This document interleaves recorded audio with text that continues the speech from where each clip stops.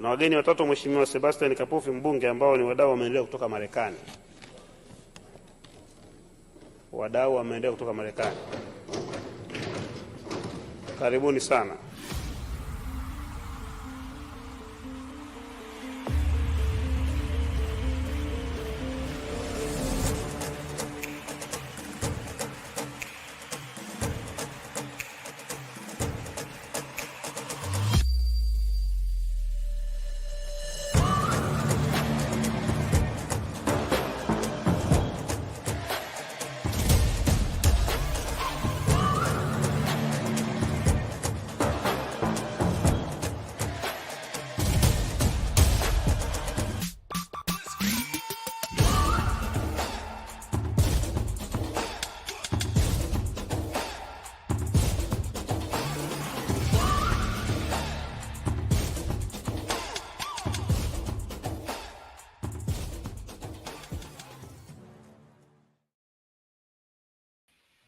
Shalom. Oh, there we go. Shalom. Salama. Siyemi. Shalom. Greetings to my Israelite brothers and sisters from around the world. Whether you're the bloodline of Abraham, Isaac, and Jacob, the house of Israel, or you're a Gentile grafted into the house under the blood of Yahushua HaMashiach, welcome you this morning. I got to get things started off a little early today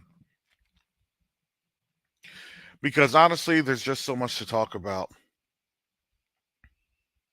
around the world. And really, it's not even funny.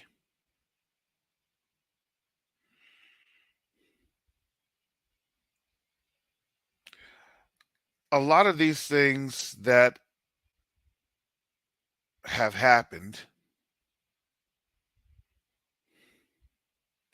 this hasn't been in the dark.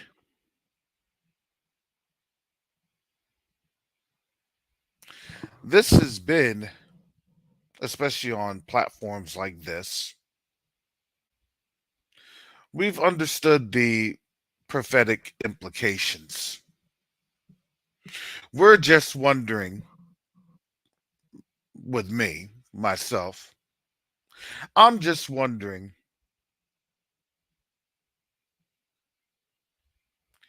if it's going to turn off or are they going to keep going?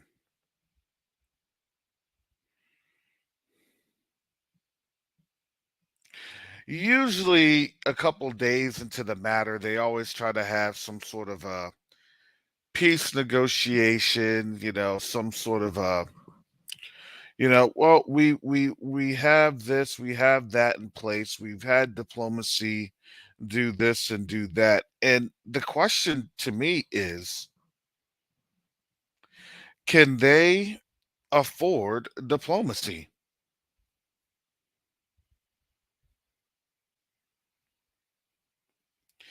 And in my mind is, honestly, I don't think they can afford diplomacy right now because of the threats that's happening to the US dollar from BRICS. And I would honestly say that, no matter what, if there's an orchestration, there's a counter orchestration, right? Well, if you do this, I'm going to do that. If they do that, I'm going to do this type of a scenario.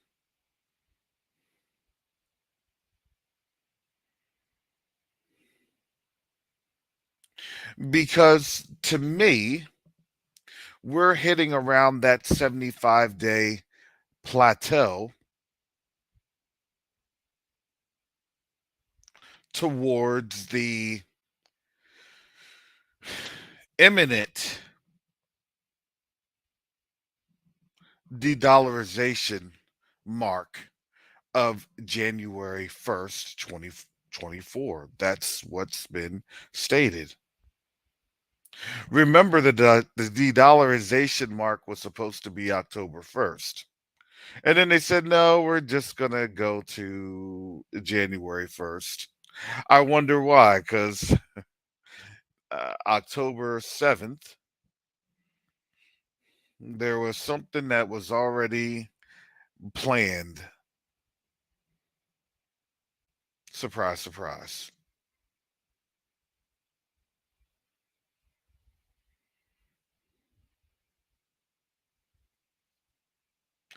So,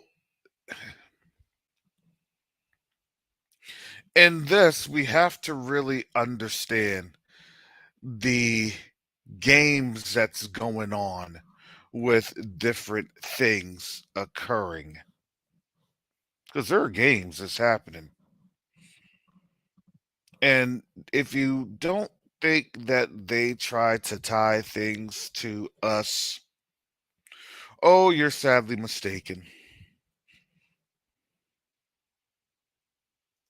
I'm going to drop this article in the chat.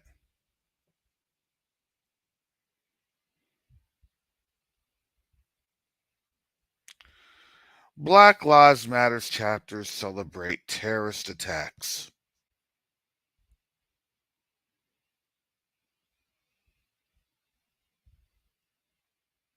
You know, there are other organizations that were celebrating too.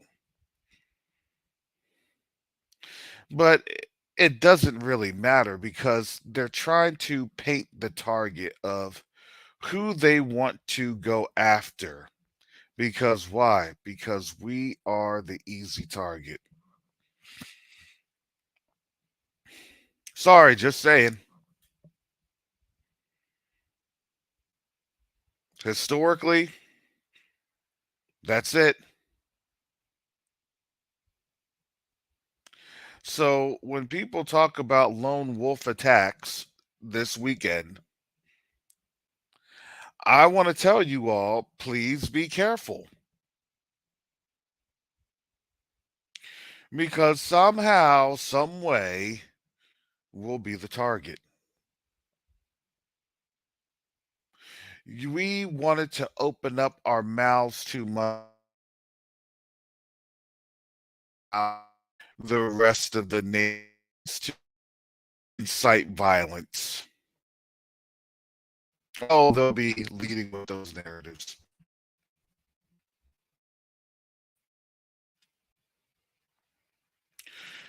Are we lying about who we are? Yes or no? It doesn't matter about who you are. It just matters about what you're saying. You know, those are white supremacist talking points. And we've already deducted that those white supremacy talking points, they have no merit because when you tell them and you ask them, well, tell me there's a primary source that debunks what I'm saying. Please get it. Let me know. Let me know if I have been saying things that were incorrect for all this time. Please let me know how these cartographers that had been recognized by the Royal British Museum, that have been recognized by the French government, that have been recognized by German and Spanish and Portuguese sources at that time, well, before the takeover, before the whitewashing, before the massive global identity theft, please explain how things just up and flipped all of a sudden. And the problem that we don't run into anymore because we've called it on out. You can't just say, well, it's because I'm white and I say so. No, no, no, no, no. Then you have an oxymoronic situation to where the catch 22 was these are white people that are saying what we're saying. So you can't say that we're white and we say so because these primary sources come from their ilk.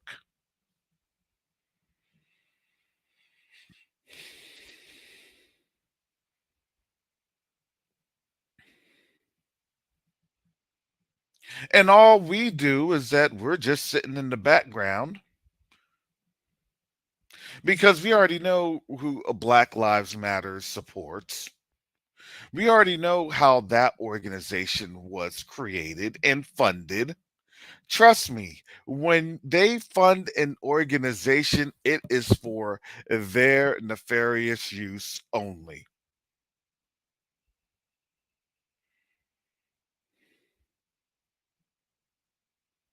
Grassroots organizations like Quest to Unite Africa, oh, let me tell you, we don't enjoy that surplus of funding. I'm not going to give these Negroes anything. They're not going to serve my agenda.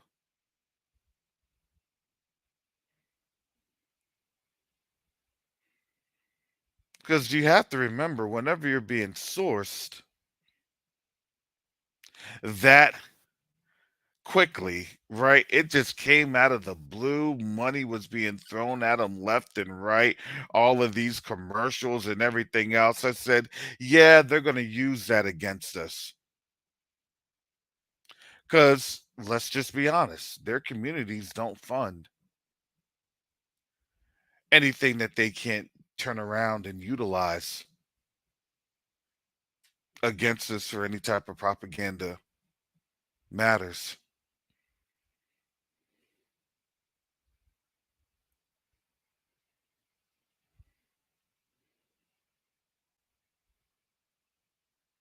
So, of course, that is the predominant foundation that's going to be utilized. And we understand this. Black folks understand this. We get it. We know. We understand how this playbook reads. And this is why we're not surprised about it.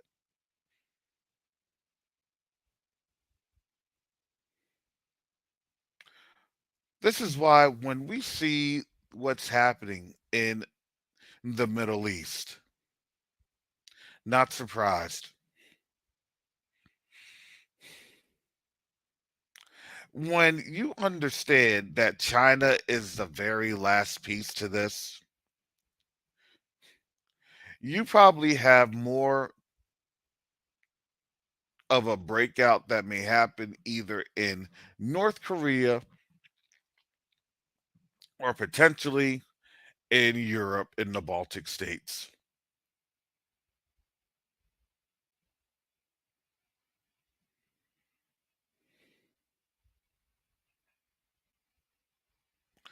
I was reading on, or I was listening to one content creator who claims he's agnostic, and, all of a sudden, he was talking about prophecy, of course. Their eschatology is totally on out there. Totally wrong. But you have to start somewhere, right?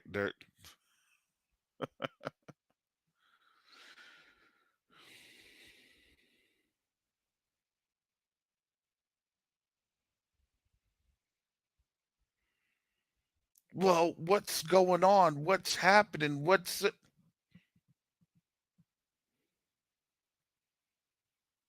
funny how everything is what we say, and then,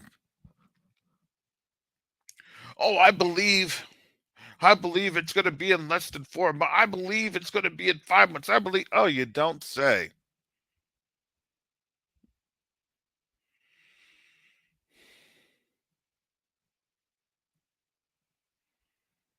And how does that get derived? Uh, uh, uh. We've been talking about this for 3 years. 3 years. We've been talking about it. Nobody's hasn't had the information and understanding of where this thing was going. No one here. It's just now it's all playing out because they have to play it out because the power struggle is real.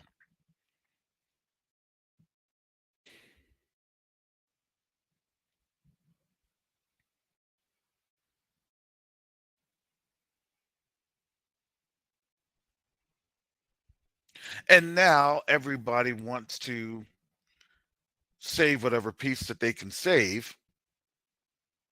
And now don't think that these folks in bricks don't read the Bible. And don't think the other side that manipulated the Bible don't understand, oh snap, they're going into the trap.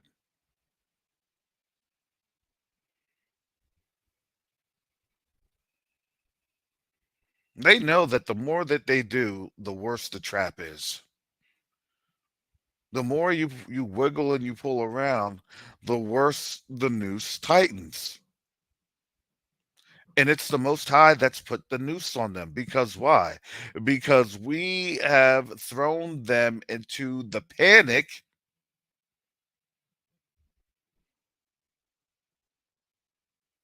by telling people who we are. We woke up and they got scared. We woke up and they panicked.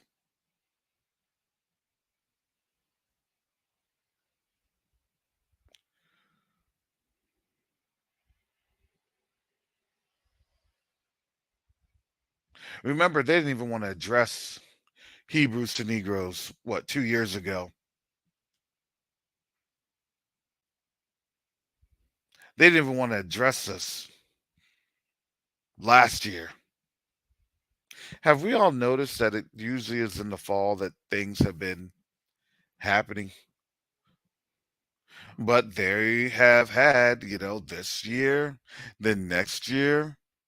Oh, and now all of a sudden,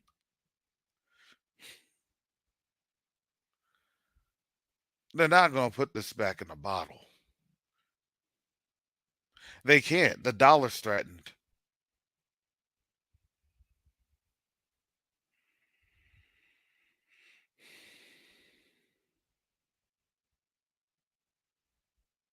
The dollar is threatened, and now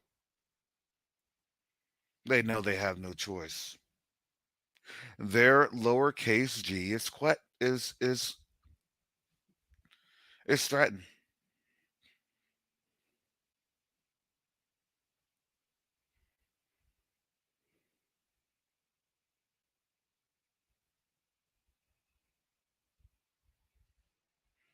And now with that threat looming,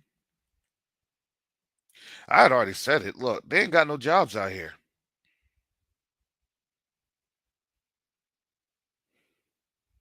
So what are they going to do? They got to distract. When you know that you have literally no jobs, you got to distract. You got to keep people distracted. You got to keep the masses distracted because if you don't, then the fragility factor starts to come through. And then when the fragility factor comes through, then it's their own people that start to act out. We really don't act out. We don't. We tend to just say, okay, and we sit in the back and we wait for things play it to play on out, and then we go from there. But I look at this and I thank the Most High that we have already been working for 6 months, 6 active months. We've been working towards really this moment.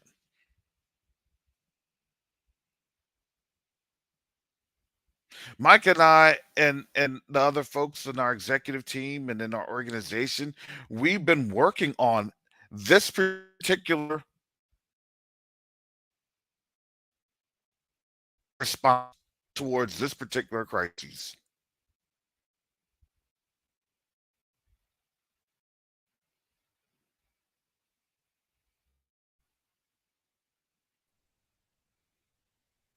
Karis, it seemed like you're going out.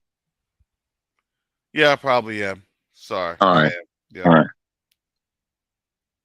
Yeah. Now, don't give the yeah, Mike. Don't give all the details. But isn't this what you had in your spirit last week? Mm, yes. I mean, you're talking about something feeling off, off, and somewhat slighted, irritated. And I told you, and I wear my feelings on the sleeve, Mm-hmm. and I told you, you and the rest of the brothers and sisters, it it just wasn't, there, and I felt irritated, and this is not nothing I was saying, feeling of irritation because everything is thrown off. The finances, everything is thrown off, and I'm not worried about it. That because every day I'm out there working, but I'm always thinking about what's going on in this world in which we are trying, this system in which we are trying to escape, and our escape is difficult. Our wakening up is difficult. It's not that it was difficult waking up, it's the fact that we're living as who we are. That's the problem. Mm-hmm. It's not a problem with us, it's a problem with the devil within, point blank. And that's the one who's irritating our situation, that I feel. Yeah, you know, we can interpret things in the spiritual, and then when it manifests, Oh it's yes. like, oh yeah, there, that's the reason. There it was. Mm-hmm. Because, we it's not that we weren't understanding it. Oh no, we could see it. Shout out to Sister Maria. If you hadn't seen her video, Sister Maria at Trumpet's Call, she Karen, she was given a breakdown. Yeah, go ahead, brother Mike. I watched that, and I'm gonna tell you something. It was, and I called Brian. I said, Brian, everything the sister's saying, I agree with. I said, there's one thing that stood out. And when she was saying how we gonna leave on ships, and like she was saying that in her vision, she's saying we was all on the East Coast, right? And so I'm saying to myself, hey, a minute now, I know I had the same thing. Yeah. I'm like, dude, I'm like, wait a minute, hold on. And so she could, but only thing different between me and her was she was saying cruise ships. I was looking, I was in my vision, it was like it was what do you call it? Container ships with containers on top of them. No, no, no, no. I'm agreeing with her in terms of cruise ships. We're not going to be on container ships. If we're on container ships, we're going to be on Yo, container that'd ships be with, wild. Hey, with they said property. it's a lot of room down there in that shipping containers. And I'm like, boom. Well, But I believe that that's going to be with great. That's the great wealth, right? That we can't carry. That's going to be in the container ships. Oh, Okay, that trust makes me. sense. Oh, trust me. Look, we all know, just like when we came out of Egypt the last time. Oh, this place gonna get looted, and we're gonna have our claim tickets on what we done took. yeah, and Yeah, then the top, I and took you know that what? gold chair right there. I took that Italian sofa set right there. And I'm gonna go And to then when Six it when Flags. I'm gonna go to Six Flags Great Adventure and bring back the lions and get me a and when pet it came to, lion and I'm bring them all sorry, go back ahead. to motherland. Those containers. I mean, You can't I have lions. Those lions aren't gonna be able to even. They won't even be able to survive in the wild. They just Mm, won't. They I won't. don't, It's I like don't know. giving, yeah, it's like putting a cat on out there, with amongst feral cats. I mean, they may not. Chances are they'll get in fights with the cats or not know how to survive, and yeah, it just, well, the lion represents us, so we're yeah. going back in that wilderness. Some of us might. I think Oh, those animals go. I thought you were talking about like zoos and stuff like that. I don't know about that all. I don't know Oh about no, all that. no, yeah, but I was talking about zoos, but I was kind of joking. But you kind of actually brought out the point, like they're bringing back the lion back into the wild, and we're trying to see how we as a nation are going to act, basically. Well, I do believe. Look, and this is what Mike and I discuss all the time, right? there has to be a healing for our nation, and not just that. Hmm. There's going to be a separation. Here's the reality of this. For those that leave, the later that you leave, the the only thing this is kind of in my differentiation is the later that you leave, the more you're going to more than likely be, you know, in a I'm not going to say an internment camp, but you're going to be, you're going to have to be segregated, right? You're going to have to be. And our people, yeah, we have no choice. Honestly, why do you think the Most High says he's going to deal with us in the wilderness? Because our people have to be dealt with. Yeah, we're going to be crying, weeping, coming up on out of there, but then we're in a different environment, and we won't be able to really think about all of our brothers and sisters with the Babylonian mind frame. Let's we have to be honest with ourselves. We're about 5% of the population. 5% of our population that understand this. The other 95%, and you up and you move them in the midst of our people without us reconciling, and there's a mental aspect to that. And if you don't have your mentality right, that's actually even worse. It's Well, called going coastal, let me just right, Brother yeah, Ted? let me just go ahead and throw folks on out there. Oh no, this is me, this is mine. You don't want to do that. I mean, even though the word says that, Judah will no longer, vex Ephraim, and Ephraim no longer vex Judah, there's a growth measure to that. We have to grow into that. You're not going to take a hurt people, a broken people, a destroyed people, and put them in the land and be like, here you go.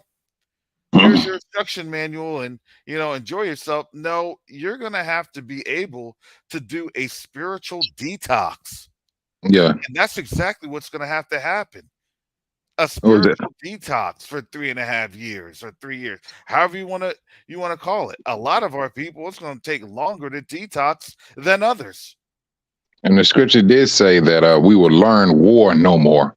We said we will learn war no more. And so that right there, it already dictates it's gonna take some time. It's going to take some time for us to get to that particular point. Yeah, yeah. When you're when you're reintroducing something into a different environment, you have to be able to acclimate. And that's our people. We have to be able to acclimate. It may take a little bit of time. Hey, you get here, you do this, you do that, you integrate with the community. I don't want to integrate with them Africans and yada yada yada. Man, please. I hate when they do people talk like that, And man. I'm I hate it not with a passion. ignorance. Well, I guess what? honestly A lot hope of our all people those do people. still talk like Yeah, that. I yeah. literally hope all those people have to eat their words, or they have to somehow, like, because that type of and I came on to speak because I don't know, I just felt compelled to speak. Like Brother Mike was explaining last week, I felt this heaviness. I didn't know where it was coming from. Like this, I mean, I knew everything that was going on, but then it started, like Brother Mike said, it started to make sense because it happened in the physical with all this, with all these false flags, and now we have to hear, because I now, for me, it's just annoying. Now we have to have people literally in our own community defending this land that I just know that isn't ours. Like, I don't know what, like, spiritual connection you feel to that land, but when you do the research and you dig deeper, you just realize that that land can't be the land of milk and honey. So you have But people. so God, think about this. When you get kidnapped as a child, Hmm. and then they tell you, well, you were kidnapped and you were taken over to here, but your real home is actually over here. What are you gonna think? We've been You're a gonna want to kidnapped go. we've been a kidnapped Hmm. people for over 400 years. So Eventually, you want to go home. well, you don't even know what your home is. And that's true too. You know what I'm saying? Like, this isn't going to be one of those, oh, I want to get out because I just want to leave. No. Our people are going to be getting on out because the conditions here are so untenable. They're so chaotic and despotic that, well, you know what? You want to know what drives people to leave? When you ain't getting fed. You want to know what drives people to leave? When you don't know where a clean water source is. You want to know what drives people to leave? When your security conditions have deteriorated and you can't even sleep in peace. When you're right here being tested on. It's so much, Karis, that I mean we have been made to be. Yah is allowing it to for us to be uncomfortable, you know. And me and Brian was talking about this, talking about millionaires. I said they're gonna be broke just like us. They go, you know, everybody gonna be on the same plateau. What happens? What happens? Here's because she said it, and I believe it because I mean, listen, I had a dream about that. This is like even before I was awakened. For some odd reason, I had a dream that it was like looking like Minecraft characters, and like, you know, the sleeveless vest on jet skis in the Gulf of Mexico, like crashing Tampa Bay. And when I was married at the time, you know, I was telling my wife and my daughter in the dream, I said, we need to go so we can get the kids at my grandmother's. And my grandmother lives in 2 hours away in Gainesville. And I don't even understand. I was like, well, Father, why did I have that dream? You know, but it was one of those things that it's telling because you really have a situation where now this time more than ever, invasion's a real possibility. Yeah. Very much. I mean, it doesn't matter at this point. If you really think that those people went in there with paragliders, evasion could be real, it could be fake. They could orchestrate one easily. You're right. It could just out of nowhere. It could be out of nowhere. Exactly.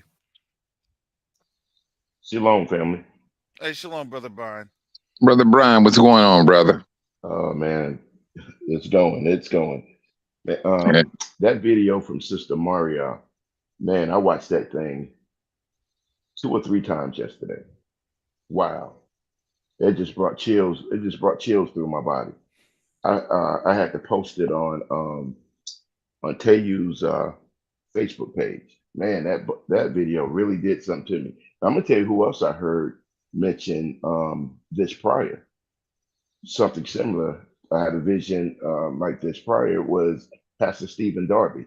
I can't remember which video it was on, but he mentioned this as well. And we're talking 2016, 17, 15, somewhere around there. Mm-hmm. So Hey, yeah, man, that you kind of broke up, Brian. what about now? Hey, we Am hear I you still now. breaking up? No, I hear you now. Okay. Oh, I was stating, I watched this video several times yesterday, and it just really did something to me.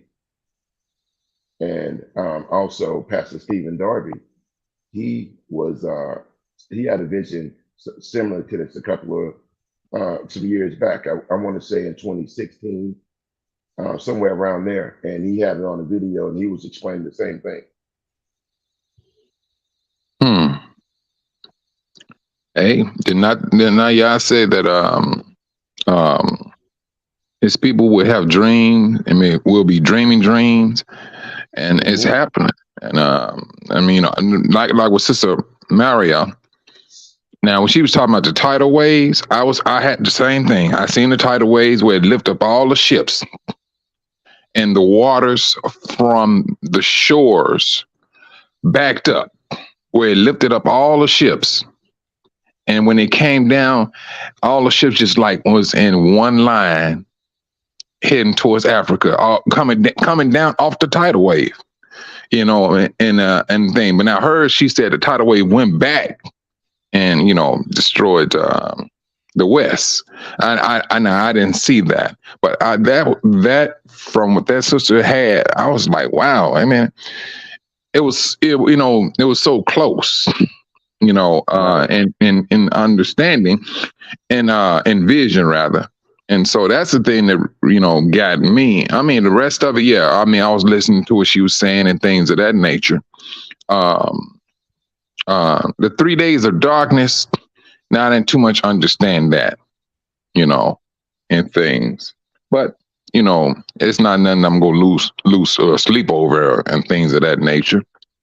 But what we're doing in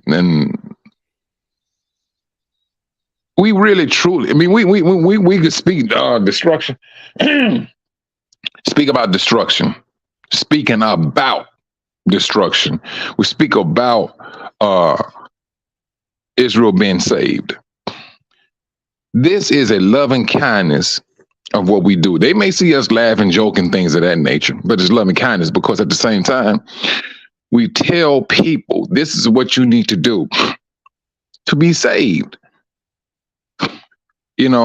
Some are taking, say, hey, they preaching a fear doctrine. It's not fear. We preaching what's in the scriptures. We say what's in the scriptures. Instead of the individual or Gentiles, whoever you want to be, you can be a Christian. Read the scriptures. Don't get mad at me. Get mad at the person who wrote the scriptures. Or either wise up and be about those scriptures. If you have Carrie's on this show and he's talking about there's an enslavement that the scriptures speak about, a second enslavement. And these are the things that's going to be happening during that enslavement. Now, you can be saved. Now, for the ones who have that ear to listen, they're going to listen to it. And all you got to do is step back and read the scriptures and then look at what's going on around you and see, does not the scriptures match up with present day events? It's just that simple. But it's simple for those who want to have understanding. For those who do not want understanding, those are the ones you may see fall by the wayside. It's because he's given us that opportunity to just, hey, make a decision. What do you want to do? I'm sorry, go ahead, bro. So I was just going to say, our people, as we were discussing last night, our people are suffering from a major character flaw. Our characters need to be put in check. We bringing on a lot of baggage with us, and we have never really checked our characters, man. Our characters is just all over the place. Well, let's so for those that don't really know what's going on in these last really 24 to 48 hours, because I think we really need to let's bring that into perspective. You have had really a lot of verified actions that have taken place over there in the Middle East, and that is the introduction of Syria. Syria is actively doing things. Lebanon is actively doing things, and now you have a potential spillover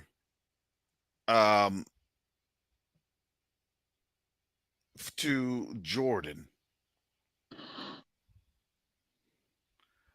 And so with Jordan, that becomes a big concern because in those areas you have a lot of military bases, U.S. military bases that are there. But also, what you have, and they don't talk about this, you actually have military bases in Syria. And those are Russian military bases in Syria. So don't think that this proximity is just, a US based proximity. This proximity is a big deal amongst the Middle East because you have Houthi involvement. Houthi is Yemen. And Yemen is right there, right across the water from Ethiopia, Djibouti, Eritrea, right there at the mouth of the Red Sea. And that is a potential choke point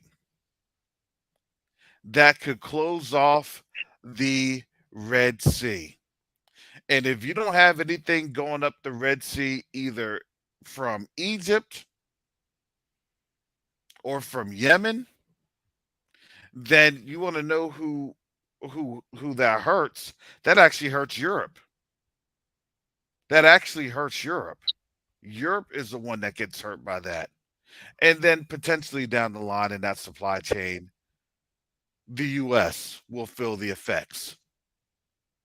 So these are a lot of there are a lot of current issues that are that's creating a lot of havoc in this current world order, in this current world system.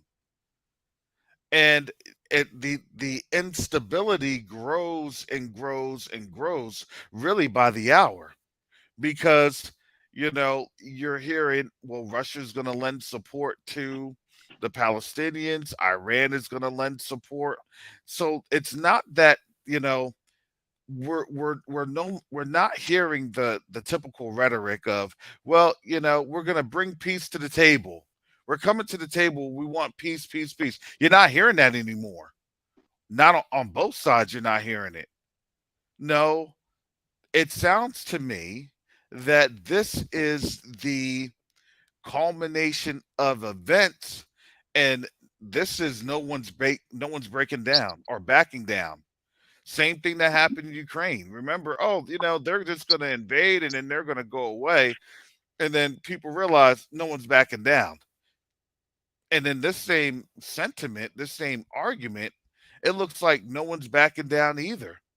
So this is an arena, to be honest, that we really haven't been exposed to. So now the question is, in this arena, right? We're always the captive audience, and not just that captive audience. We are the um, what would be the best word for that? We are in a unstable situation because we're usually the ones that are targeted. So that target that's now being framed with the Black Lives Matter thing, with all the other stuff that they're trying to say, it's not safe. It's not potentially, it's not a safe time. Or, excuse me, it hasn't been a safe time, but it's getting worse. Our safety is eroded more and more and more. And what would usually be isolated events, I kind of shudder to think about what's going to be done this weekend. Hmm. That's what I shudder, Yeah. brother Are you saying this Asaph. weekend because of the 13th? No, just because of how this thing popped off last week, and you Hmm. got to go through the shock and all. Then they regroup, and it's, well, black folks had a hand in this, so I can target them because why? Because we are a easy target. We're an easy target. Brother Asaph, shalom. Shalom, shalom, shalom. Boy, I never thought that things would heat up even faster. Hmm. Yeah. We're having a wonderful time in England and France at the moment. We're overrun with bed bugs. Oh my What? goodness. Yep. Yeah, they moved over the water or under the water, I guess. Yeah, the whole UK is in a state of panic at the moment. I tell you, it's unreal. And if these Gentiles over here is going to be able to fight a war, I don't see it happening. Because you know what I do? I don't have to advertise it. And on every street corner, you got hundreds of Gentiles that are drug addicts now and drug dealers. It's shifted from our community to their community now. And I've never seen nothing like that in my life. It's like the whole of them have lost hope. I keep getting people walking up to me, even on the buses and trains whenever I travel, and Gentiles just engage me in talk, and they say, well, we've never seen things so bad, and the cost of living, everything, while we're chilling out because we're used to going through a really, really tough time. It's never been easy for us wherever we've been scattered.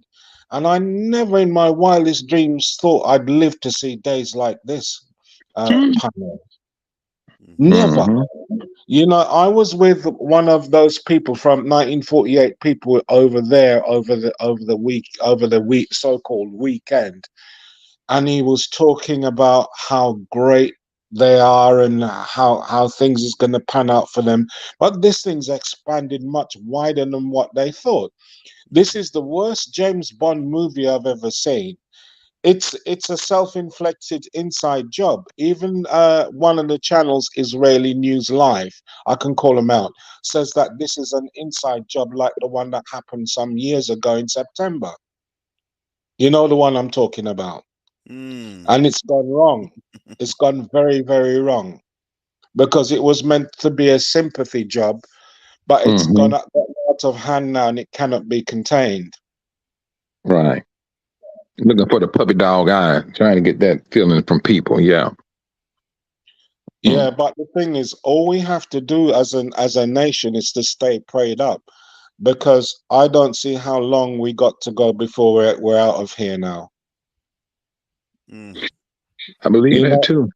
yeah. But you, 2 weeks ago, I was at an event. My wife is part of the Akan royal family, and when someone we invited some Gentiles, and when they heard the shofar playing and the drumming, only one of them I could see the look of terror on their faces. I've never seen anything like that. Before they used to mock and whatever, but the whole of them were absolutely terrified. Even the caretaker of the building that we rented for the event was absolutely terrified. Even though we fed them, we were hospitable to them, they're absolutely terrified. One lady, when I went outside for a little bit of fresh air, she said, "This is terrifying." So imagine when we're all gathered all together and we're just saying what's going to happen. mm, Mm. Oh yeah. And that's really, the fragility factor that they have going on right now, because think about this. Remember, all throughout this recent history, and I'm going to say recent, within the last 5 years, any flare up that they would have, it would only be for what, maybe a day at the most. Oh And yeah, then, oh, Egypt is going to guarantee, Egypt is going to do this. that's right. They're going to negotiate, and then there's going to be peace. But it's gotten well out of hand now. It's gotten well out of hand, and apparently, everybody wants to get their foot in. There are other people from other countries that are getting into the fight, and Russia has warned the United States not to get involved in it. So this thing is liable to get even worse. I know. yeah. They walking. They set a trap for themselves. That's what it's it sounds like to me. They set a trap for themselves, and it's not working out the way they intended for it to work out. They used to having all of their plots working according to their plots, but when they're making a plot now, that plot has a very big bend to it. That it bends right back to them. Now the world is looking. Are you for real? A power glider invading, and it's only now they keep on showing that same one power glider. Have you seen any other outside of that one? I only seen that one. It's a Hollywood production, Brother It's Mike. like a bad Hollywood film, isn't it? And how comes they got brothers over there in being part of the group, terrorist group there, the Well, kidnapping people? well, you know what? Karras did say it though. He said, "Hey, watch out, brothers. They may, they go somehow they go bend it back towards us, and they're already showing they got this brother on there and everything. Hey, this is the people we need you to get mad at. We need to take care of these people. I mean, we always that villain. They go play us as the villain, but the villain is the one who's calling themselves holy. Oh, definitely. They're the biggest villains. And Yes. and the thing is they've played both sides for ages now, and they've run out of traction, and they've got nowhere to go now. They're cut off from going back to where they come from originally, and they're cut Mhm. off where they are as well. And the water's running out, and the arable land is running out. That land cannot sustain all the people that are there. So I want And to see how they get out of it. and It's like that they checkmate with themselves. and that's kind of hilarious because it's like when people try to say, "Oh, well, that's the land," and it's like it's not. Oh, they're and I seen some posts, earlier. Well, they're in our land. They're in what? That's desert. Yeah, I man. don't think they truly understand because and here's the thing: not a lot of our people have actually put our feet in an area, not even within a 100-mile radius of that area. Not a lot of our people have done that. But when I'm there, I think I have photos of it, and Where's I'm the milk across and from milk and their honey at in quote that land? unquote Dead Sea, and on the other side is just nothing but dirt. When you fly across there, it's nothing but dirt. Yeah, That has no description of the promised land. Now not If, at when I'm all. if that's when I'm flying back from the continent and I'm going across places like Uganda, Rwanda, the Congo, and you see how lush and green everything is. Oh my goodness. Then you start to realize then you realize why they tried to stake their claim in Uganda Mm-hmm. before they took over Aelia Capitolina. You get what if I'm that's telling the you? yeah, Now, and now, now, the problem is that if they had done that, that would have been the worst tactical error ever. Because why? Because you don't have a supply chain. You don't have a line of communications with your logistics. It'll be cut off going that far into the interior. You see what I'm saying? Where they're at now, it's an easy, line of communications because, you can get things from Europe over to that area from the Mediterranean relatively quickly. And that's how, they've been able to sustain themselves there. But even the land is kicking them out. I just, nothing seems to amaze me. And Brother Karis, I think what's different about this time, I feel like, I mean, I'm not, you know, the craziest, or I could say I'm like, you know, accurate with my prophecy, but I feel like this is like the last effort to like bring in their Messiah, because nothing else makes sense. This is like different because I feel like this is like literally. I know we've been saying this for like the past 3 years, but this is like literally I see like the last play because this is so ridiculous. The story, the narrative, and all the mobilization. I just like it's on a different scale. These last 3 months, I think, is going to be um, show telling. I believe these last 3 months, especially in December, is going to be uh, something to see. Um, there's there's a lot that they have been plotting, trying to do. Now it's like got to a point. Hey, somebody got to start it, and here it is. And that's why I keep asking Karis. It's like, man, so what do you think will happen next? You know, and things of that nature. But at the same time, I will say this: QTOA continue to meet on how we need to. What's that new program we started, Karis? We just was on with the sister, and she did she say it again, Karis. I think that was you, Buckland, Mike, That was me. or someone. All right, but it's a cultural, and I'm just thinking, I'm like, all right, boom, boom. But now when I'm looking at it, I'm like, no, this sister's on to something. We need to start, mingling with our brothers and sisters and trying to understand them, because eventually that's where we're going to be, and we're going to have like an understanding, which you said earlier. I mean, it's going to take some time, especially if we coming out of Babylon. We got this residue. Yah's giving us that time to work to work things out, and we're right there at that point. We're at that point. Believe me, I don't think it will be that difficult for us as believers to reintegrate, because once you love your people, we've got the culture there already. It's just that we need to drop the arrogance that we've brought from the West and what's been instilled in us by our former captors. Yeah, you're right about that, now, brother. We'll be all I right. totally agree with you, brother ASAP. I totally agree. Yeah. I agree with you, brother ASAP.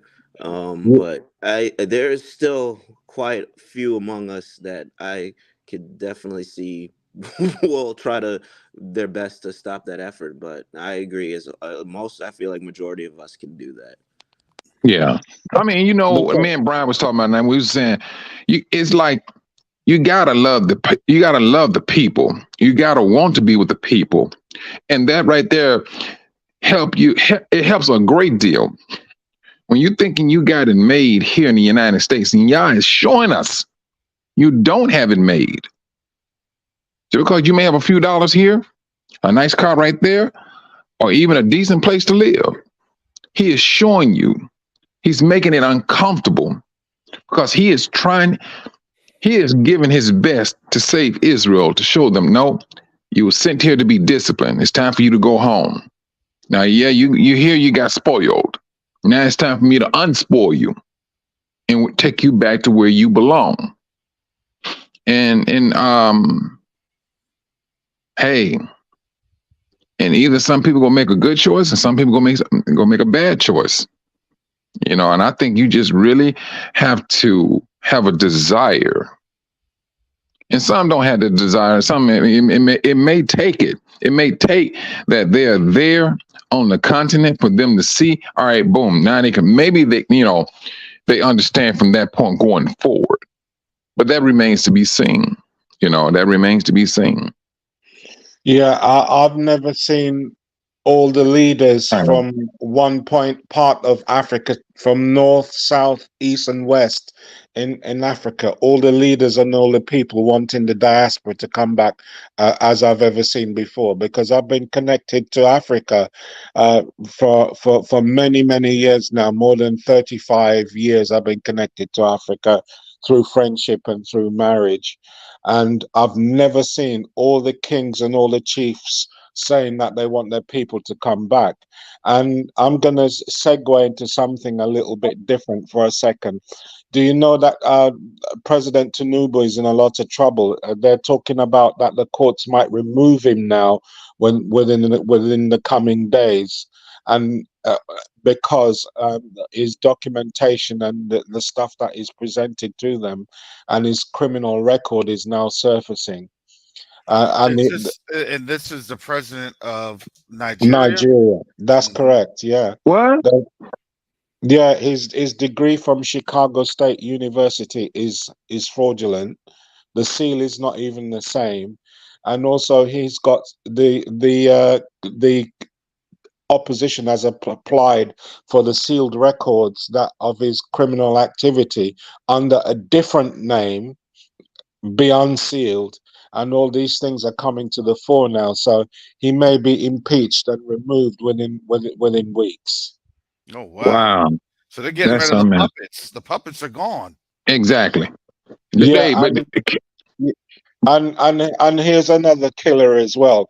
Is that Chad wants their leadership to be removed now, and once that's gone now, the French will be almost completely kicked out of Africa. It'll only be Cameroon and then one or two others that will be backing them, and that won't last. So we're looking forward now over the next coming days to see what's going to happen, because France is now preoccupied with what's happening over in that desert over there, more Hmm. than what's happening in their former colony, because their political power and their economic power is connected, and their control over us as a people is connected to what happens in that strip, because we've been taught for Isn't that hundreds and hundreds isn't of that years. crazy, Asa? Isn't that crazy to Yeah, understand that that is literally the power source of everything that that yeah, that goes on with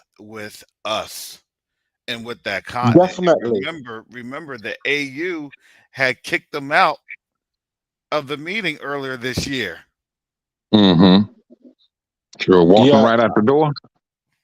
I do remember that, and then as you were talking about us and how they would try to use that against us, or the AS word, the magic AS word that they like to use, which we can't be against our own existence. Mm. Oh yeah, Yeah. I know. But yeah, go ahead, brother Asaph, and I'll have here. yeah, yeah. As I was saying, Doesn't hand out his personal cell phone number.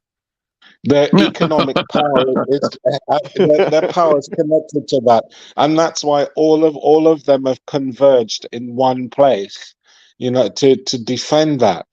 But you cannot stop the dominoes from falling now. And our people that are knocking tambourines and doing the two-step on Sunday, when the populace in these countries, European countries that we're living in, find out that we're the people, they're going to want to get rid of us. One, out of fear, and second, that they'll fear that the plagues of Egypt themselves will come upon them. So they're not going to want nobody that looks like us hanging around. They're going to want to take us back, or they want to get us out, or one of the two. So I'm gonna be packing my bug out bag soon, because I think I'm gonna be gone soon. Oh yeah, they'll be kicking everybody on out. Now you had mentioned something um that that that's telling it, and I'm glad that you are on, because I had this thought that just came across my mind. Brother Asaph, in the UK, what Yes, is sir. the age for men to enter military service? 16. 16. Okay. What? Yeah, yes, you can enter at 16. 16 years old. Mm. Yes. So I want to tell people it's not far fetched here in the United States Mm. that I'm going to say when things go down, when things get worse, that you may be seeing early graduations. Oh in the yeah, next but in the next uh, in the next 2 months. Do you get what Yeah. I'm telling you? In the next 2 months, because why? Right after those graduations, folks are going Draft. to yes, military service. that's right. But the problem is the PlayStation, Xbox children that you got nowadays. Mm-hmm. Yep. You know, I'm they're one of not them. then, and the children that have been raised on fast food and TV and luxuries, unlike us that were raised, you know, riding chopper bikes and living in the tropics. They haven't got the resilience to do it. They're going to have to start drafting people that are retired. Mm-hmm. Mhm. You know, Yeah. even in all the services now, they're asking all the people that are 60 plus, you know, almost 70 that can pass the fitness tests to stay at work. 60 plus, almost 70. Yeah, to stay at Oh work. my goodness. It was funny Uh, because I'm on I'm someone I'm else's I'm channel. one, I'm one of the older boys, and you know all the illnesses that I've been through. Hmm. And as soon as I was able to pass the fitness test, which a lot of people who are a third of my age are failing. They've actually lowered the fitness test for the army and Hmm. also our law enforcement over here, because a lot of the kids now cannot run 3.9,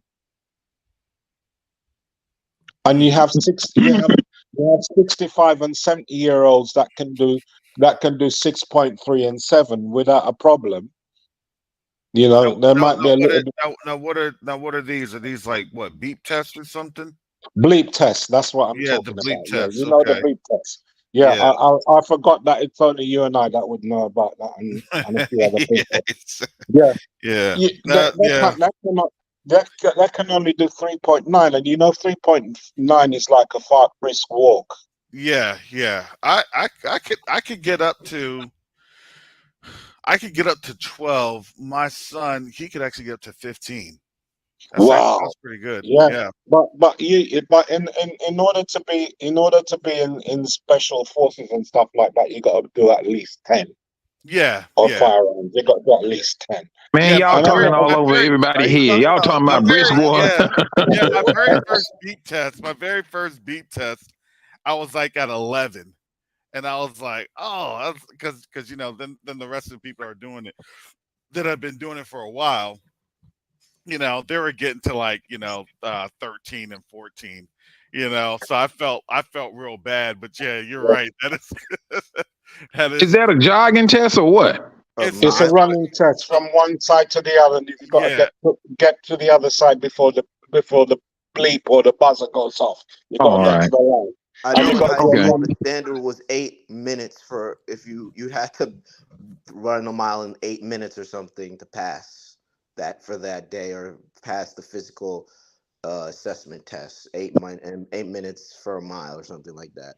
well, okay, so it's like a shuttle run. The beep test is It's a like a shit, shuttle yeah. run.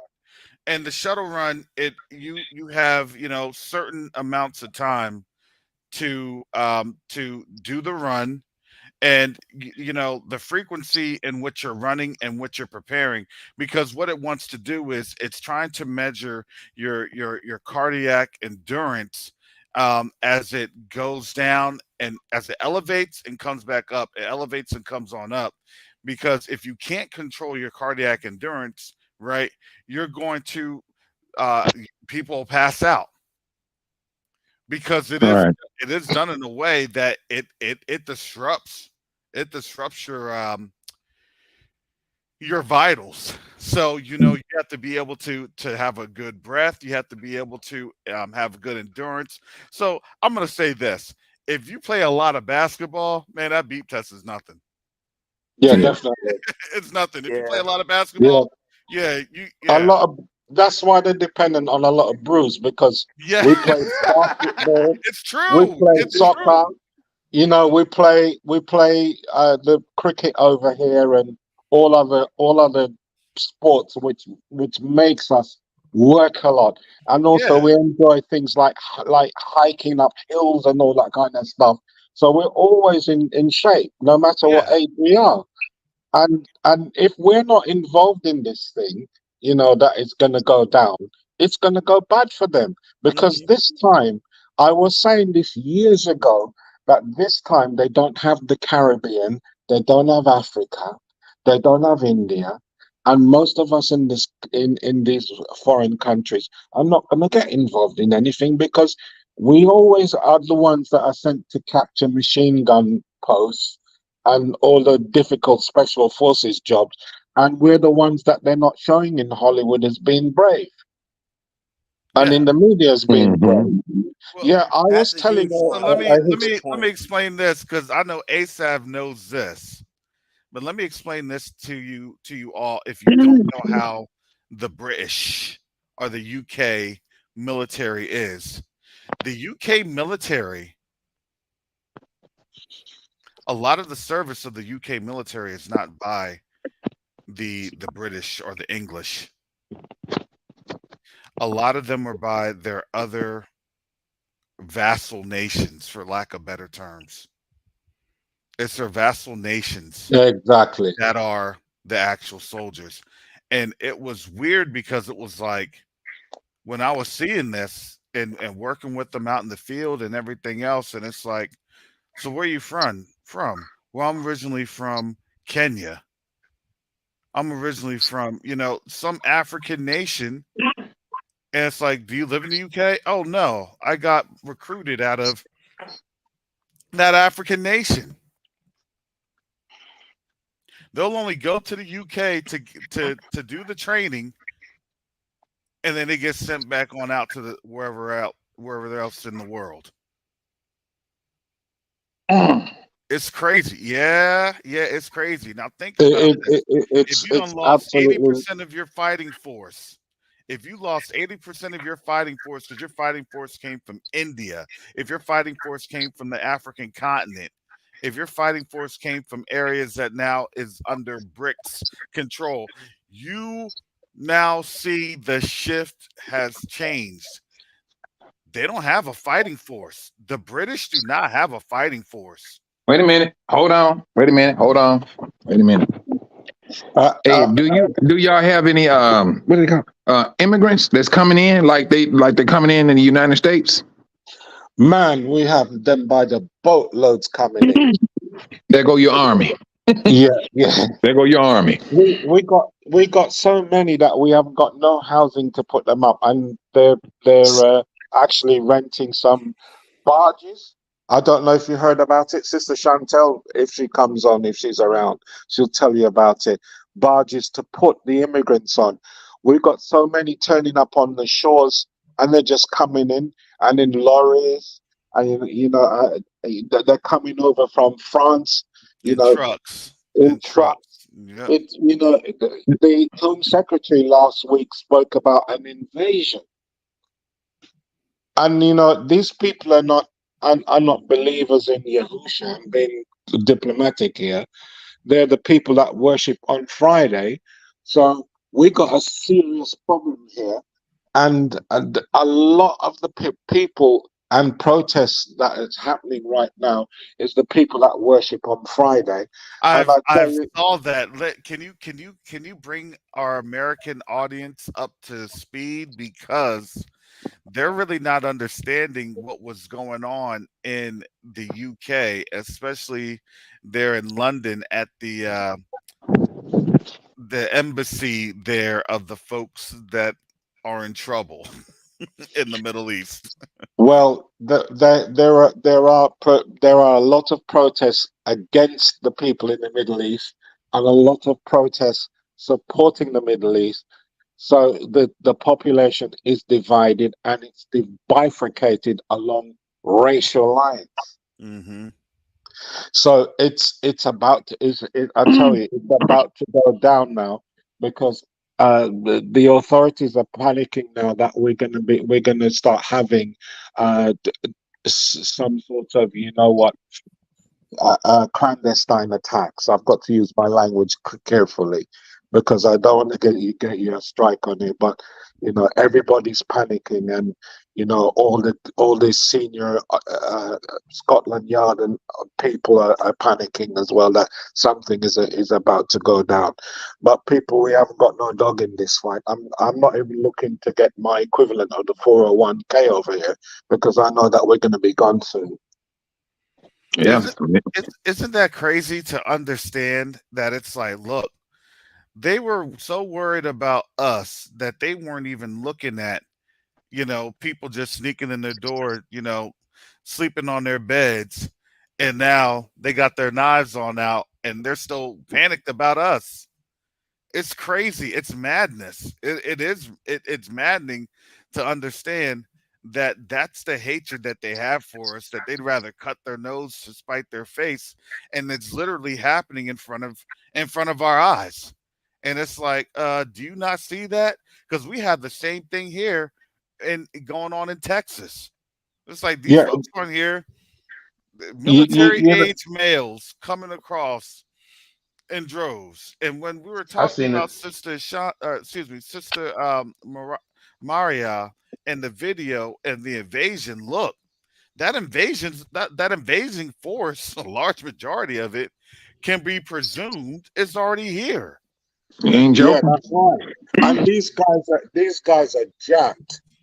There is one street in North London, and I won't tell you where it is, where you've got a lot of the guys that from Friday, and many of them haven't got any immigration papers, and they survive by selling drugs to the Gentiles. Mm. I saw a So video. Is I'm that sorry, summer brother. house fam? Is that summer house fam? yeah, Is that Top Boy yes, fam? yes, fam. So not only are they increasing the amount of people that are drug dependent, but they're also weakening the military the prospective military infrastructure to defend the island anyway. So I don't know. We're going to hell in a handcart over here. But they don't. I mean, they may be going. Yeah, but the blatantly biased corporation we got, the BBC, is just telling things and showing you over there that all things are fine and dandy. But we got the same problems you got over there, if not worse. Because we got a gas crisis over here.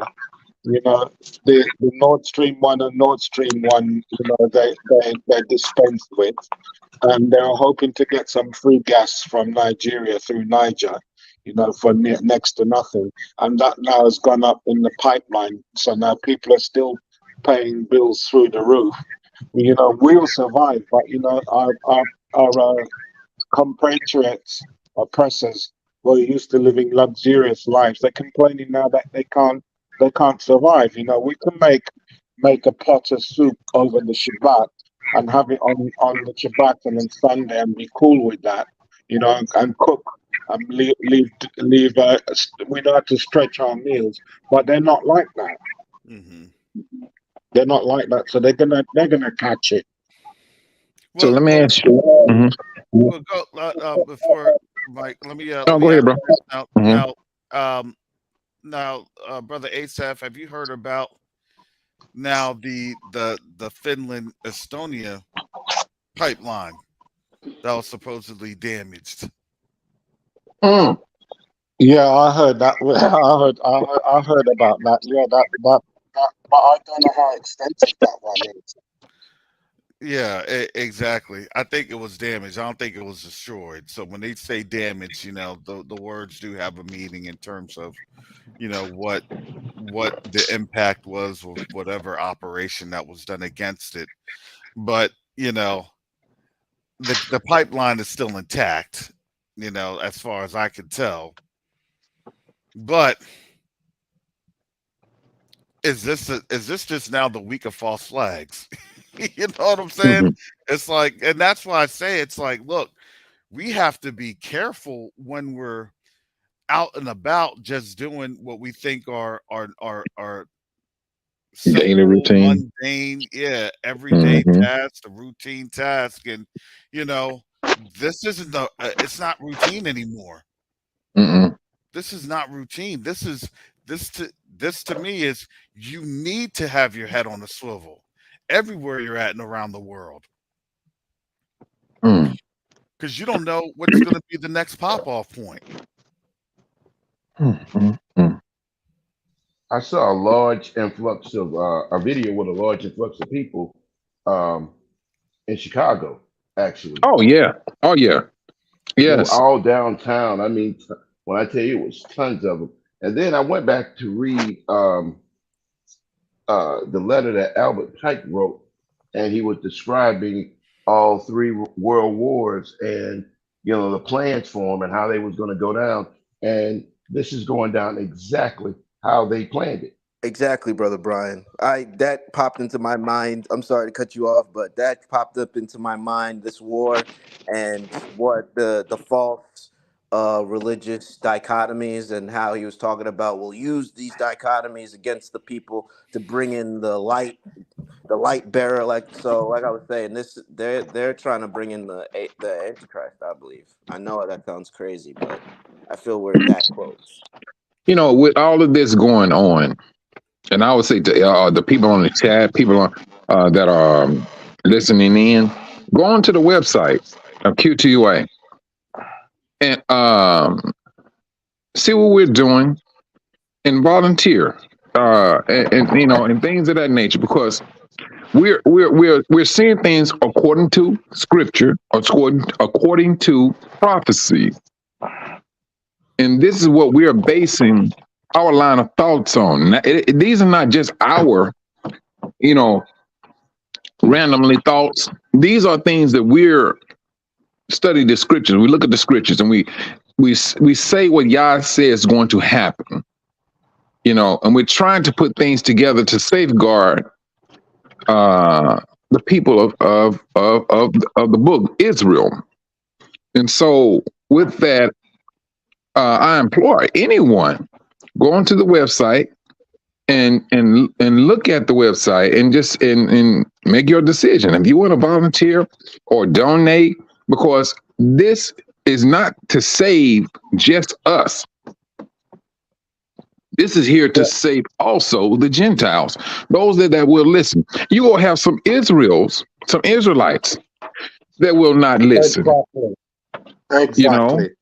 If you can support our elder Covenant Awakens, Brother Caris and Brother Michael in any way, whether in the UK or whatever, if it's £10, if it's £5, occasionally when you can give it, because unless we work together, we're not going to get out of the situation that we're in. No. I'm a member of another association, but I'm not going to mention it because I want all the support going to this particular group. My association is not based on our beliefs. It's based on the collective political integration of all the chiefs and kings from across Africa. But I'm not really backing that so much as what we're doing here, because what we're doing here is for Israel and not for any other people. And I'm 100% behind this. And I'm hoping that everybody that is listening, whether you are of our people or not, get on board and give. It doesn't matter how much you give. They say in the Caribbean and in Africa, one cocoa full basket, please contribute. Mm-hmm. And then I'm going to ask you all, Karis, where is this supposedly not shut down? This we everybody was talking about this at the beginning of October, that we all supposed to be shut back in. What happened to that? Yeah. False flag again? Yeah, it's you have false flags. You're gonna have the rumor mills, and to me, I think we're seeing another shutdown, but it's not going to be the shutdown that you know is centered on a pandemic. You see what I'm saying? Mm-hmm. This may be something that's centered on something else, some sort of a forced type of an incursion, right? Mm. In that element. And so with that, I wanna say this. Look, if you do want to support Quest Unite Africa, if you're led to support Quest Unite Africa and you want to give through Cash App, you can give through Cash App. Um, we don't have a limit on what you can give. You can give over $50. That should have been updated. We are good to where we can receive. Quest Unite Africa can receive donations through Cash App of more than $50. So, but I want to continue on this discussion because look, we have to look at this is a global factor. This is global. I don't want to hear about, well, what's happening in my community, what's happening here. No, no, this is global. This is what's happening on the continent. And really the lack of what you hear in the support from the continent is very telling.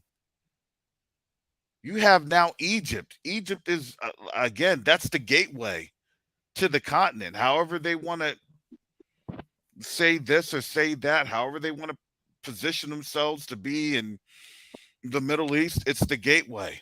You have the Nile, you have the Red Sea. So what you're seeing is, and as George had put this is the bastion.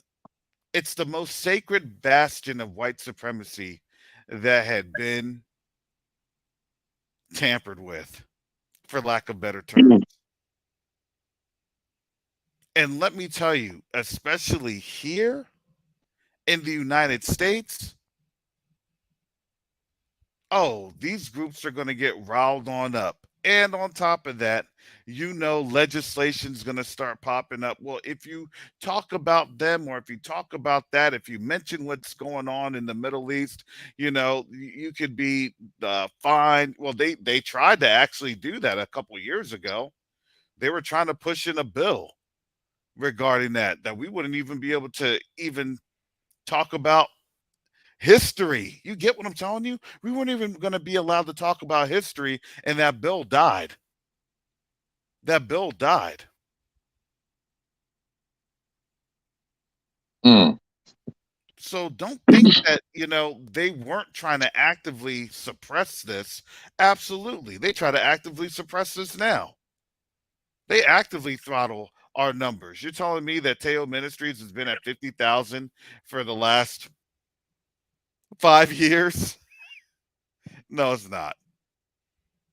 Having more viewers than what you have for folks that have Exactly. 300,000 viewers. Every single assembly in London is signed up to Teo Ministries and to your channel, Brother Karis, and the numbers aren't going up. Yeah, because you want to know why? Because I know how to relate to my British folks. It's my top boy accent, fam. Yeah. But you know what? I think that it's getting to a point where the nations are what's the word I'm looking for? They're occupied right now. Because I think, and I seriously believe this, a lot of these channels going to explode because they're not going to have the time to monitor these channels like that. Because so much is going to be happening on the world scene, and they're going to have to keep up with that world scene.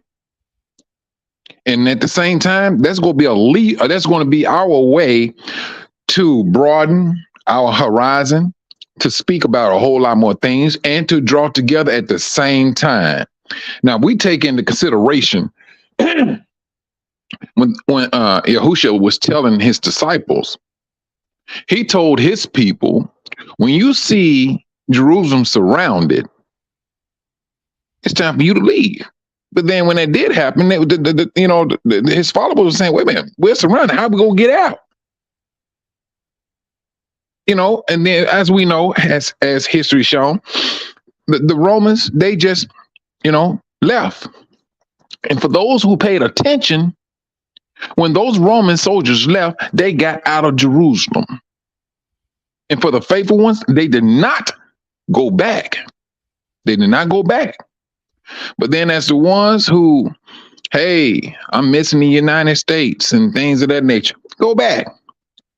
And they walk right back into a trap that cost them their lives. So it's like we're at this point. It seems like now here we are, African Americans. We feel that we are captives because it costs money to do what we want to do. That's to get out of here. So, but there's going to be a letdown. Well, there's going to be guards are let down, and we're gonna have that leeway of getting up out of here. That's off the top.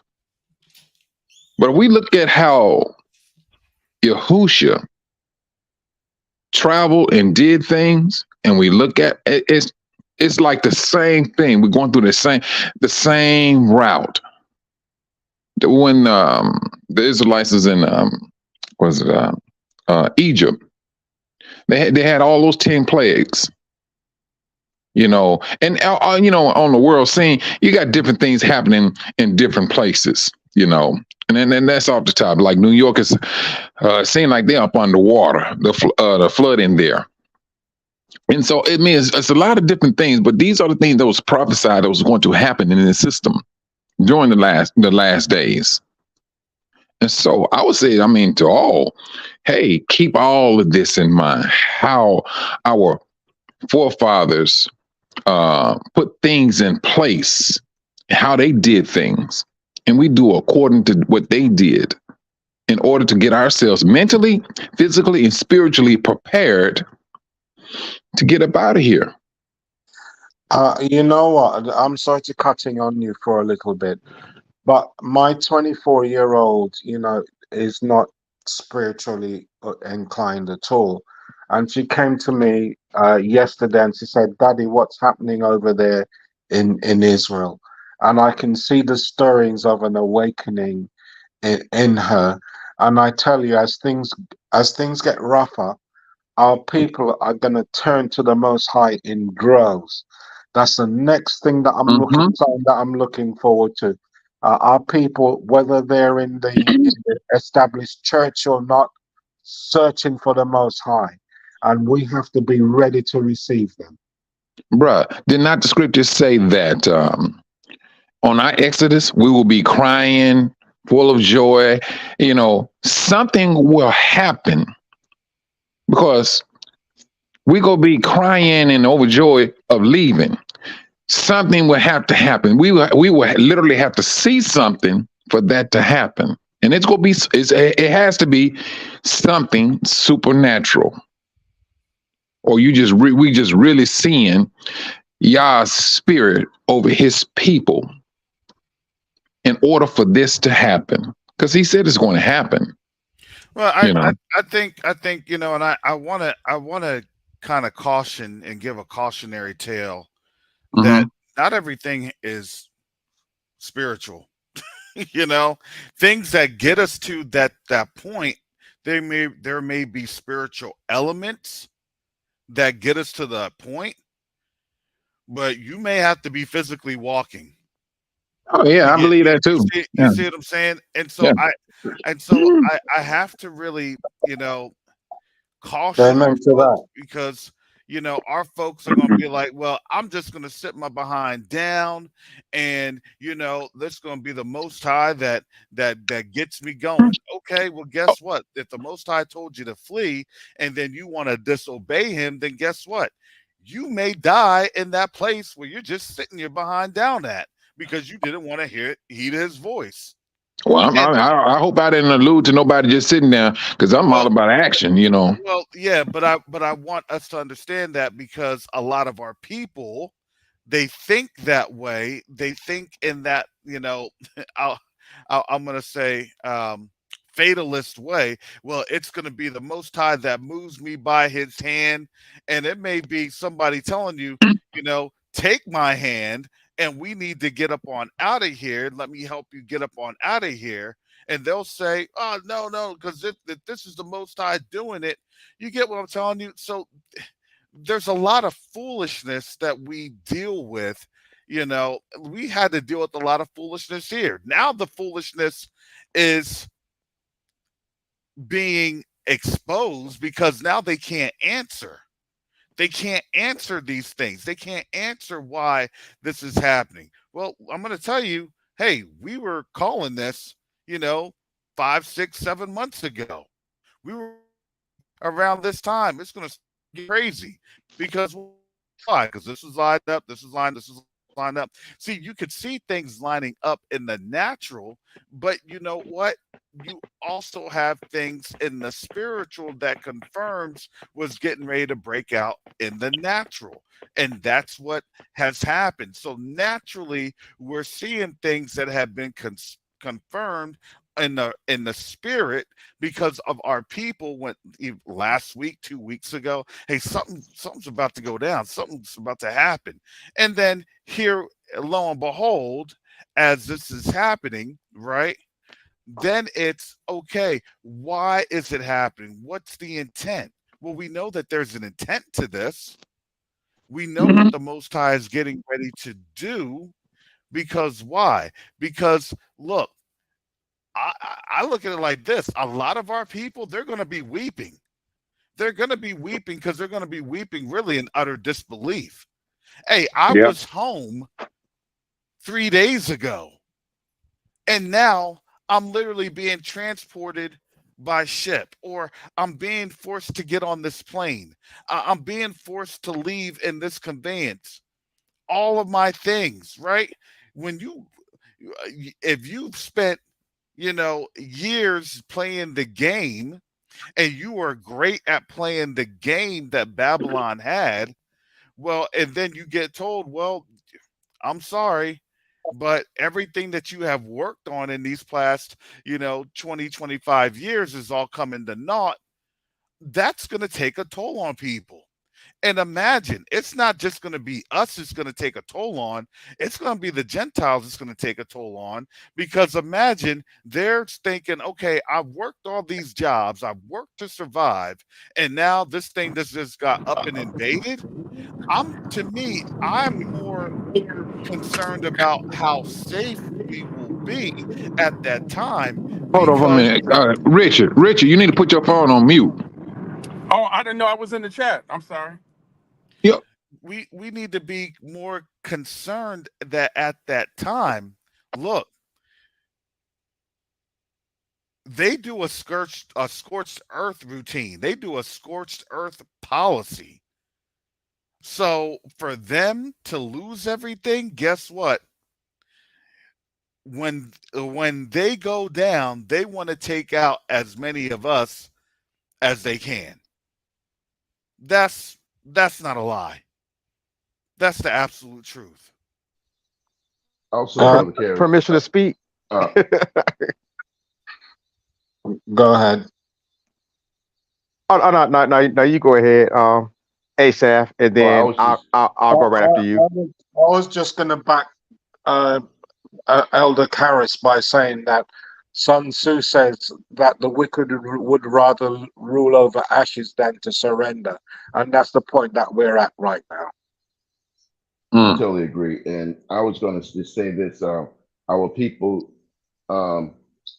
just be prepared for also a diversion tactic. And this is not to segue this conversation into anything different, but I think they are trying to throw a curveball at us as well to look at this. And this is specifically for our people, this Tupac killing, which will take our people's mind off of really what's going on and be diverted with something totally different. And that's all I want to say. Yep, I believe that too. Brother, let me get Brother Rojo and Brother Richard, because y'all been in.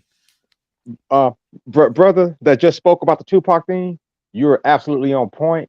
so I don't have to revisit that because I was going to go there. But I'm giving a very serious tale. I'm not here to laugh, even though I do rejoice and laugh, and I won't make no apologies about that. But look here, yesterday someone tried to booby trap me, my car and my place to like have me impale. So like, and it didn't only happen to me; it happened to a lot of us brothers. So a lot of us don't show our faces when we have our accounts. I mean, probably do on one of mine, and my um, message is pretty much consistent across the board. I'm about my people and about our deliverance and empowerment. But that being said, some of us may be getting doxxed, and Hasatan may be sending people our way. So that's why I put in the chat, we really need to be careful. We need to really look at everybody as being suspect, except our own people, especially if our Shit. Yeah, spirit. you better look at your people. Yeah, he said. The Messiah said.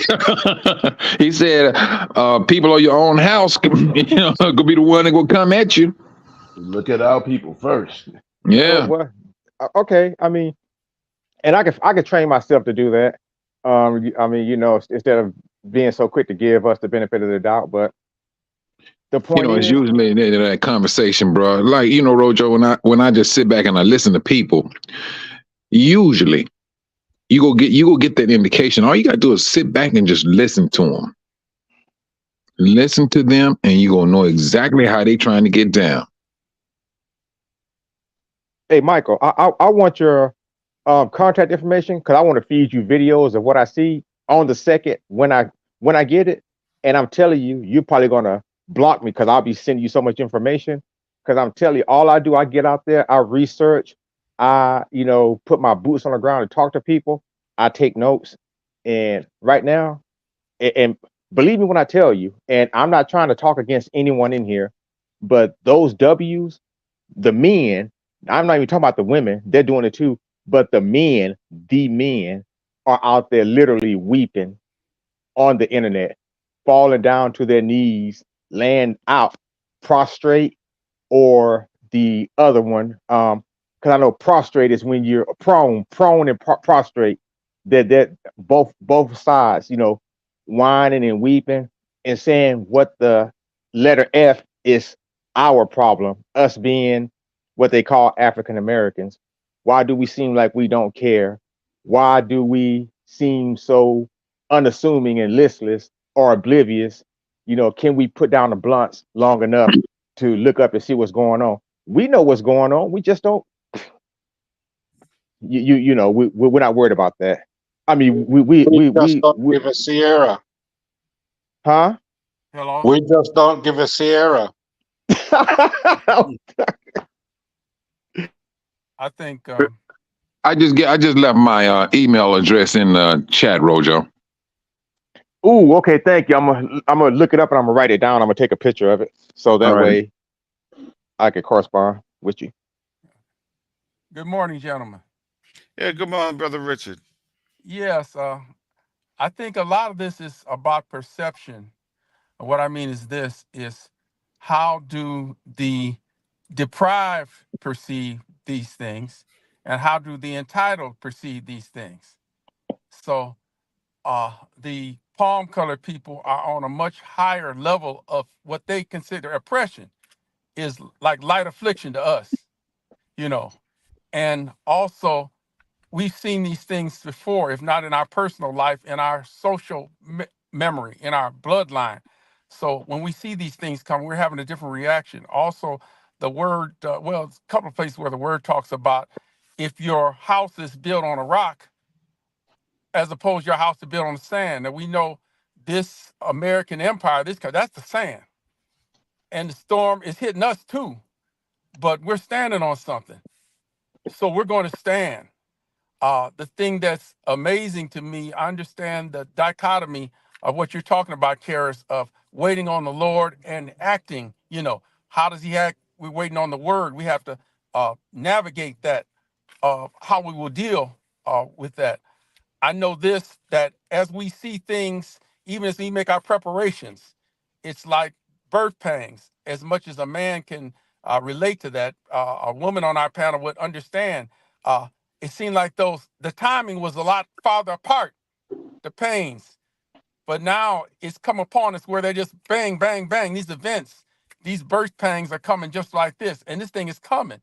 And we wonder, are we even ready or prepared? And we know that the Most High is really going to do a lot of these things, but we're still wondering, have we done enough, or are we ready to do? So we just have to have our ears and our spirit open to what He would do. Just on what you gentlemen were talking about, in a couple of the other forums, I want to liquidate some more money. I got a 401k. I'm it's an urgency. I got to get that money out. Do certain things. So the things we should do in the natural and the things we do in the spiritual. Brother Michael referenced the fact there was a hiatus in the fighting with the Romans, and the Most High left some instructions. When you see these things acting this way, we need to visit all those instructions that the Most High has left for us in when we see certain things. I reference, if you know, the first Godfather flick. I talk about it. You know, it's kind of funny. I just play on words. In the Godfather flick, the son, the Godfather was dying. He told his son, "This is what's going to happen when I go, and when you see this happen." And he was prepared and did those things and was prepared for the action that was coming against him. Well, it's like the God that is our Father, the Most High, the Elohim that is our Father, left us a set of instructions. When you see these things, that you do those things. We need to revisit those things and act that. Also, I think a lot of the things we're talking about are things that are happening around us. They're not happening to us. We're like bystanders looking around things. You know, it's like we're looking at an accident happen. We're not there, and we can't look away, and it's in slow motion. But the word promises that they will look for the iniquity in Judah and Ephraim, Judah, and not be able to find any. So they are not going to be able to pin this on any of us. During the Civil War, and I'll finish with this, when we didn't know the people we were at the time of the Civil War in this country, but they were singing, we were identified with those people. So we were singing the Negro spirituals, you know, Go Down Moses, Way Back in Egypt, Let My People. We were singing those songs, not realizing we were the people. But while we were doing these things, our enemies started fighting each other. And our deliverance came in the midst of that. What deliverance we got in the land of our captivity, the physical change came off us in the midst of us singing these spirituals to our Elohim. Our enemy started fighting. We had to work and fight to get in the war, the Civil War. They didn't want to let us in the war. They were fighting each other. So I'm just saying, we need to just turn our face to the Most High, pray, and call out, because that's the one thing Yeshua said. He's not coming back till we cry out. So the main thing, if we don't do what he is, there may be some things we have to do in the natural to be prepared for this. But there's one thing we know he said to do was cry out. So we just need to cry out and be on point, and he'll deliver us, give us instructions on whatever we need to deliver us from these. And we have his word on that, because he just said, I'm putting my name on it. It's about his name. He loves us and he want to help us and everything like that. But he said, this time is personal. This is, you ninjas have messed up my name, and I'm gonna do this thing. So I'm gonna I guess the land. I'm leaving O'Hare. I'm landing my plane on that. You know, I mean, in light of all of this, this started earlier this week. This stuff that they done started. So now, today is what? Today is Wednesday, right? Yep. You got to ask yourself. I would say a week from now, but it's at a point. What's going to happen later on today? Yeah. It's like, what's going to happen later on today? Uncle Mike's predictions. Yeah, I mean, hey, bro. I mean, earlier this year, it was me and Carol was talking about. All right, next week we're gonna see what's going to be on the talking point, and it was always something that next week that something happened. You remember when back earlier this year it was Down in Mississippi, they wanted to bring back the Jim Crow laws. That was back in, what was that? January, February, March. And then not apartheid. What did they call that stuff? Affirmative action. And I think Yacoba, he did a show on that. And you just seeing how things is just, when Yah said he's going to speed it up, literally, if you go back to the beginning of this year, you go see how he has sped things up, because these people thinking they doing things on their own time and on their own dime. Yah said he's going to speed it up in his due time. And we are witnessing that. And I'm not a military person nor strategist, but I am seeing dominoes standing up, and I'm seeing them fall down. I'm just trying to figure out, hey, where's the next domino to fall down? Because if with this situation here with the people in that land, what's next? I mean, now you got, go ahead. I'm sorry. The thing is, you had on one of those prepper channels. Yeah. Someone was talking about that, North Korea was. He had his cowboy hat on. Someone was talking about North Korea was getting ready to make an announcement, a major announcement. I didn't hear anything else from North Korea in that major announcement. And here's the funny thing. Well, what happened to that major announcement? I look at it like this. They may not be allowed to make that announcement until they're told to make the announcement. So then my question is, in my mind, all right, is North Korea next? And when is that primed to go? Because then did they show their hand in the exuberance of all these things going on? You get what I'm saying? Did they have a Rojo moment? That's what I want to say. Did they have wait a second. China tapped them on the shoulder like, not yet.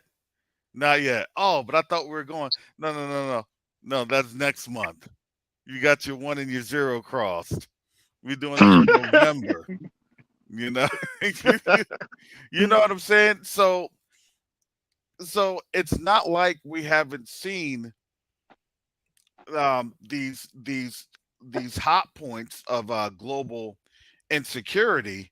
It's now, like we've said all along, when are they allowed to take the gloves off? Karis, permission to speak? Yeah, go ahead. Okay, I'm trying to minimize that. That was one of the critiques. I appreciate that, sister. I just don't like that she didn't leave a callback number. Next time I'm gonna share that with the class. Anyway, to answer your question, Michael, about the next event, look for, and I say this intentionally because even though they're doing everything on our behalf, I still really don't fully respect it. But look for Chi Chi P to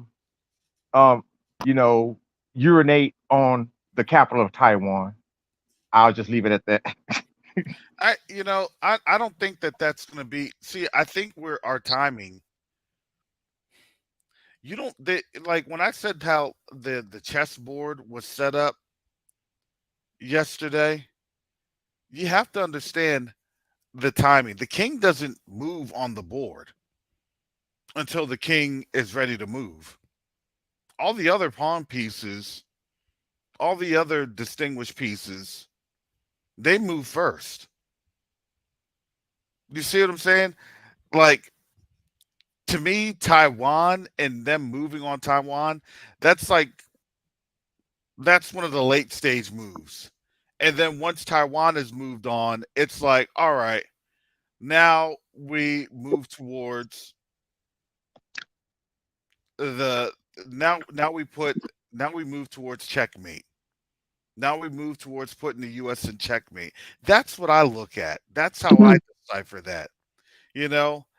Because think about it, who really does the most with Taiwan? It's not really China. It's always the U.S. The U.S. is having somebody, a delegation come through or a delegation come there, and then that's it. You see what I'm saying? Until there's some issues going on with computer parts and chips in the United States, and then the United States flares up. That's what happens in the cycle, in the news cycle. Now, with everything else, look, North Korea, in my mind, North Korea is the one that's going to break out first. That to me makes the most sense. When you say breakout, what do you mean by breakout? Breakout in terms of either clashing or actively clashing with South Korea. And I'm not Okay, going to say actively clashing with South Korea. I'm going to say actively clashing with U.S. forces based in South Korea. okay. Because I was just about to ask that question. How is it? How is it that this incident? How is it going to come back to the West? That's what I'm about to ask. Yeah. You Now, you just said it. yeah. Now, before I And say also to that, add to his question, you also have Iran. So my toss up is really between Iran and South Korea. Who's Mm-hmm. going to really be, next to engage, or who will be allowed to engage Yeah, brother next? Karras, let me ask you a question. There was one reference to Albert Pike. Now he made these predictions, prophecies, whatever, uh, in 1871 that really called out World War One and World War Two, and the prophesied that what he said was World War Three. Now a lot of these people are plugged into the occult uh, and also the Freemasonic, and all these actors that we presume to be adversaries, if they're all under these things, like it was pointed out at the Yalta conference that really set up the world with Stalin and Churchill and Roosevelt, that they were all Freemasons. So I mean, these things, when we look at these people as adversaries, it's like they're all orchestrating uh, basically the pawns on the board. So I think a lot of this stuff is preconceived. It's coming from it's either coming from the spirit from the Most High, or the fallen angels operating in spirit to their people through their occult organizations to go as an adversarial. But God, being above all this, the king of the chessboard, observing in all the processes. So I'm saying a lot of this stuff, when we look at these people as actually adversaries and not all working for the same thing or towards the same end, I think we miss the point a lot. Yeah, no, absolutely. There's isn't is it more orchestration, you know, or more of an orchestrated manner than what people take credit or want to give credit? Yeah, absolutely. Yeah, someone can argue that point. That point could be well argued and well established. Look, for this to happen and that to happen, you know, absolutely. But I'm just saying in the terms of where we're at in this, it was never going to get to the point of, or it was never the point of, if this was going to happen. We've said this time and time again on this platform, Teo's platform, Sister Shonda's platform, many others.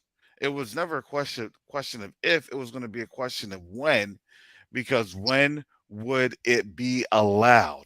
Because why? Because they're not understanding that they're serving the agenda of the Most High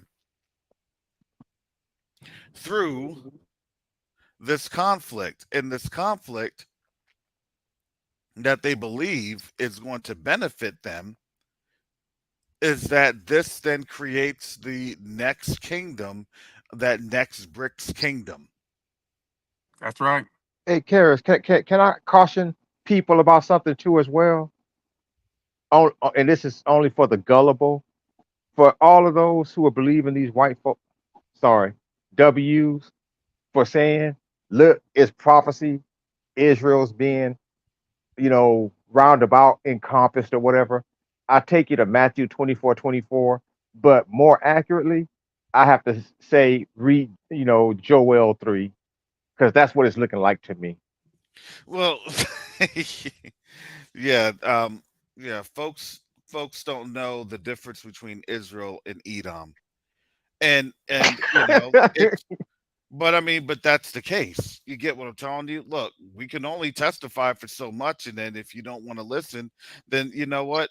What does the word says? It says then what? Then your blood will be on your own head, right? Your Those will blood will wake be on up your to own head. utter shame. Yep. Those will wake up to utter shame. Yeah. So, you can only warn people for so long. And then when their blood is on their own head, hey, I didn't put that blood there, but when you wanted to speed your car at 80 miles an hour into the brick wall that we told you was coming up and you run right into the brick wall, then what are you going to do? It's your fault. Oh, no, they're going to blame us, but that's why it says no fault will be found in Judah. Because why? Because we're telling folks, we're giving them warnings. Here's the warning. Please heed the warning. Please understand, and now we've already deciphered a lot of the code of how this thing was going. Look, it's the fall of what? These Gentile powers. But it's not all Gentile powers. It's the fall of the Gog powers. Because this is simply Gog versus Magog. But Gog versus Magog on a global effort, on a global scale, then portends to what? Our deliverance to do what? To flee out of the midst of our captivity. Because why? Because the captors that once been able to strong arm us will not be able to strong arm. There are going to be mechanisms that the Most High uses. It won't be any mechanisms that we employ. That's not the point. The point is we leave out of here powerless because why? Because we were brought in here powerless. Now, the the great thing about that is we go back to our land with great substance. And then when we're back in our land, then we become empowered. Because why? Because we're back in our land. You can't be acting like you're on a 200 volt trying to plug into a 220. It don't work like that. My outlets, my power cords will not work over in the UK. My power cords here in America will not work over in Tanzania, over in Kenya, over in Saudi Arabia. I have to get an adapter. Mm-hmm. And because I'd have to get an adapter, even though I have an adapter and I still have some sort of power, the power is still shaky and that power can still burn out. Oh, trust me. I've had adapters burn out on me in the middle of the night. And I said, thank you, Father, that I didn't die in this hotel room.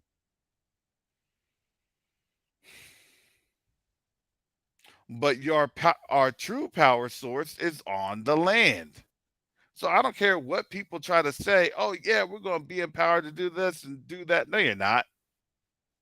We have no power in our hands. That's what the word says. You're in the land of your captivity. That's what the word says.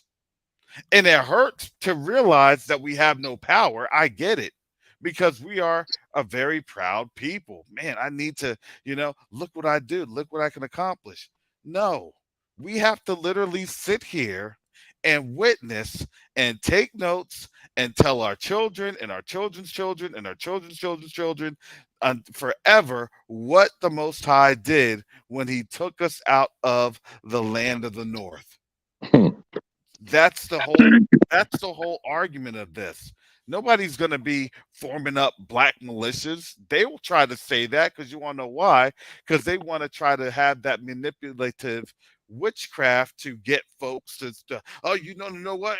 If they want a black militia, then we're going to give them a black militia. Okay, perfect. They know for these 400 years how to utilize that particular witchcraft. Now we understand that that's the witchcraft, and it's like, well, here's the thing: your power has no hold on us because now you're trying to speak things into existence by the witchcraft, and we rebuke that in the name of Yahushua HaMashiach. What do you mean you rebuke it? I mean, look, you're what you thought you had a power to do is not there, and it has been rebuked. No, no, this should be working. You know, we should be having you all rise up so we can take you down. You get what I'm telling you? They want their Hamas moment, thinking Uh, that we're going to brother, take the bait. And guess what? brother Karras, Unfortunately, that's not going to happen for them. Yes, excuse me, brother Karras. They always project their feelings and actions on us. We're a yes. separate people. They expect us to Esau. We're Jacob. We're not going to Esau. So they do a reaction that would provoke something in Esau, and Jacob doesn't operate that. I like that. We throw the man of the house. We're civilized. They were a man of the field. So it was when you referenced the power that struck a note with me, because we have seen people in our community. Well, we have to utilize our power in the right way to go the the the covert racist party to the overt racist party to let them know, our votes and this. We come talk about our vote is our power, and I'm just saying, who did these people vote out to get this country? I don't remember the vote where they voted out the Native Americans. These people didn't vote. I mean, but this thing that some of our own community is trying to get us to cling to this system and confuse that with power.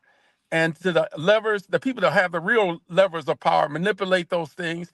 Now, I believe some of these people are loopy talking about it. It wouldn't matter whether the vote is, even the communists said, the person who counts the votes, the people who slates the candidates. So what I'm saying is, our real power, we have to realize our power is in the Most High and following behind Him. That's it. On the narrow path, following His commandments, listening to Him, and that's all powerful because we operate in His power. In fact, as we through our Messiah, we have that power of His Spirit can operate within us, and that's the power. And don't get the okey doke from all this artificial power, whatever this Esau power that this earth, because that's out the window. That's out the window. It's Yeah, going to because be whatever power they try to impart on us, it's a power that they want us to utilize in order to destroy ourselves. Because why? If I gave you this power, I'm going to do what? I'm going to take it away. And when I take away this power, I'm going to take this power away with a lot of violence. Because why? Because that was the intent. I gave this to you. So now when I get it back, I'm going to get it back with blood. This is why when you see these oaths and things of that nature from these folks in these other organizations that are headed by them. Oh yeah, when they want their stuff back, they always do what? We always say they always break their tools. They break the tools by design because they want to create the fear factor that, oh, you need to fear them, you need to fear man and not the most high. Now they are in a fear factor. They're it's a fragility factor. Hey, it's the most high that's doing this. It's the most high that's moving like this. You notice that they won't say, well why? Why? You notice when I have this thing pinned up on the panels, I have this thing pinned up. You notice why they don't come in. Because why? Because they'll get hit with 30 different scriptures. And, it's a hard thing for them to rebuff those scriptures and see the times that they're in because what can they do? And what they do is that when they show themselves, it becomes even worse. Think about this. During this whole time, actually, this whole year, you have not seen I haven't seen not one Gentile try to even show up. And they're hardly in the chats. Because why? They don't want to be reminded about what's going on in the world. They don't want to be reminded about Ukraine. And now they don't want to be reminded about what's, look, it's new for them right now. It's nuance right now, but they don't really want to be reminded Hey, about, Karis, what's happening in the Middle East and what's happening in the world and what's going on with the decline of their dollar. Yeah, go ahead. Karis, can I ask you a question, bro? Have you or anyone can answer, even if you rebuke me or whatever?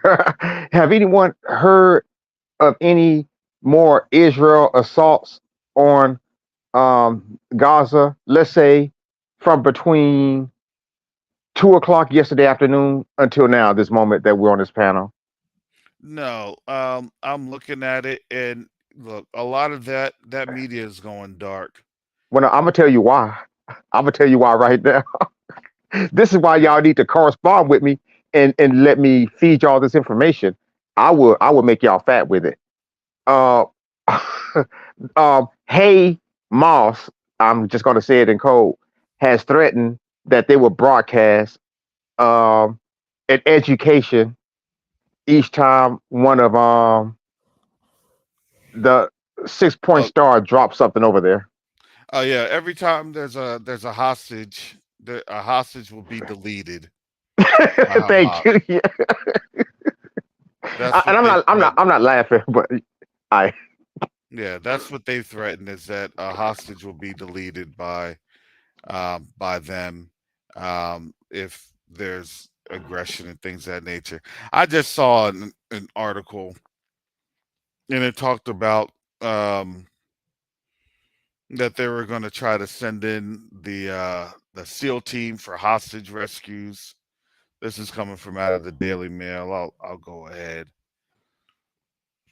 and and it's like, U.S. put Delta Force and SEAL Team 6 on standby to help Israeli forces locate hostages as hundreds of brave IDF reservists arrive at JFK. They're going to I'll have put that in tons of there. casualties. I'll put that in there, and you all can, America's so arrogant. They the whatever. I mean, yeah. listen. I put that on out there. You all can see where this thing is going.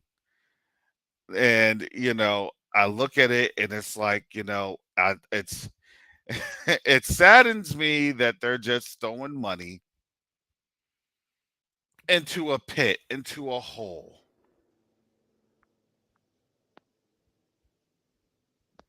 And it's like, man, you know what I'm saying? It's like, y'all are losing, but you're just throwing money into the loss, and everybody can see that you're losing.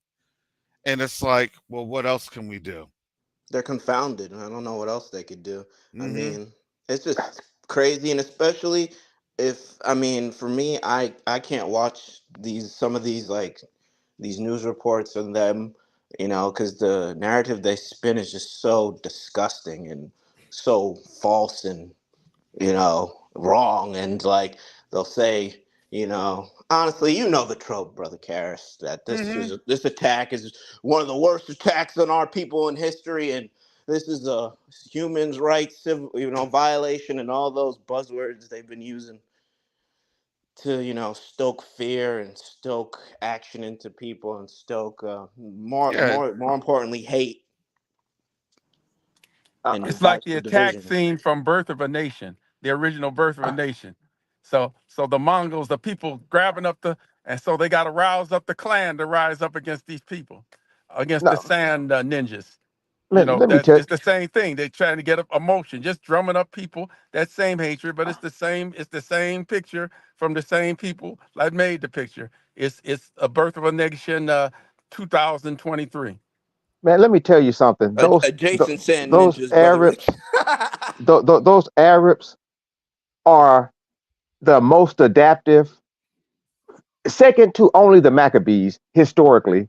Now, what's going on now, today, in 2023, Karis, you or Brother Asak could probably speak on that. But historically, the Ishmaelites, those Arabs, are the second most adaptive fighting force on the face of the earth.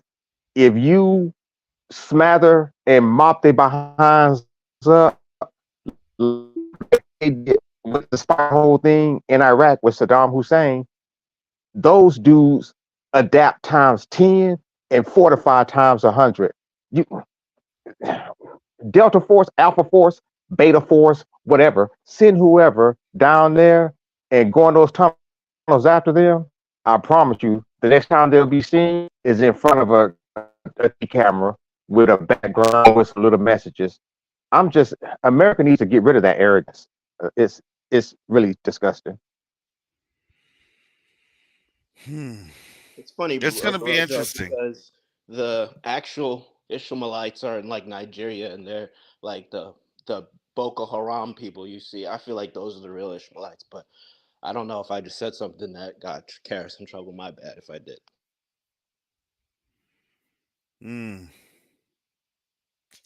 Well, you know, it's interesting. It is interesting to see. Look, to me, this is the battle of the last vestige of Gog. This is a stronghold of Gog. This is a stronghold of Gomer Uh, against his brothers. Elder Karis, you have been like a 4-star strategic general, calling out all the plays in this. Oh, you want me to kind of give you a synopsis of how this thing will go out if they try to send in special forces? Yeah, I know they're gonna be shipping loads of casualties. You know, Yeah, it's I'm gonna look bad. not from the military like you, but I've got an idea of exactly what would happen Yeah, because it's gonna look bad, and you got to remember, it's some people are just thrown into things just for the optics and not for the effect. you know we got people there as well. You know that. Mm-hmm. Yeah, we got people that are going to be going in as well. So yeah, Mm-hmm. we're you know it's going to make them look even bad and worse because the what's going to happen is going to make people less afraid of us. Well, not us, but our respective countries where we're in. Yeah, Black The Hawk West Down. can really diminish themselves, right? It'll start to be a diminishing of the look that the West once had, right? Of the fierceness, of the power, of the strength, right? And let me tell you this. This is what this is more than likely what will happen. They'll go on in there. They'll probably, whenever you see an article, just understand that that article is like on time delayed. So chances are that's like, well, in advance or in the past, right? In the past, chances are you may have operations even going on right now. Right now. And let me tell you, when they fail, because now I'm telling you, now the curses are reversing. When they fail, you won't hear anything else about it. Ever. That's why you have to timestamp these articles because, hey, they said that they were putting in Delta Forces and SEAL Team. Whatever happened to them? They're I don't fleeing know. It's been 7 2 ways. weeks. Yeah, They're it's been fleeing 2 7 weeks. ways. Yeah, you know what I'm saying? We haven't heard anything. It's been about 2 weeks now. Anything? Karis, they're probably some of those hostages that are probably going to be televised getting educated if people don't back off. Yeah, I mean, to me, this seems like a totally like a scene at a Like a Delta Die Hard Force. movie. No, this is Delta Force with Chuck Norris. Oh, I never saw that one. Esau don't mind Yeah. expanding pawns. Oh my goodness. That's I mean it's like didn't we see this in 1985's Delta Force? And actually, those Delta forces had a very hard time with those Cubans, if I remember right. No, they were Palestinians. They they have to demonize the Oh, were enemy. They they? can't be. They never fight human Yes. beings. They never Oh, fight oh, human beings. They Yes. got to demonize the enemy. From No, World War One, they got to demonize the enemy. yes. America And if King you Force, didn't baby. understand it, listen, if you didn't understand in Delta Force, like okay, now we gonna talk about this because now you see that article I just posted in the chat. If you've okay, go back. This is the assignment. I bet you it's on Amazon Prime or some Hulu. Find it. I Is this a watched it last cinematic week. masterpiece? No, hey, let me tell you, little bro, that movie, like I literally thought, and when I saw it when I was a kid, that's like one of my best Chuck Norris movies because that's back when I gave her a poop about the American thing or whatever, blah blah blah blah whatever. But I thought Chuck Norris was going to actually die in that movie. I'm gonna tell you, he normally buzzsaws through the opponents in Delta Force. They nearly took over this country in Delta Force, and Chuck Norris did not buzzsaw through anyone. And I did not know until Karras just said it that they were the Palestine. Oh my goodness! Oh You my see goodness! what I'm This. saying? Oh boy! Oh boy! Oh boy! Chuck When Norris is one movies weakness. become reality, and guess who they took hostage in Delta Force? They What took the was Delta forces. no? What was that plane going to?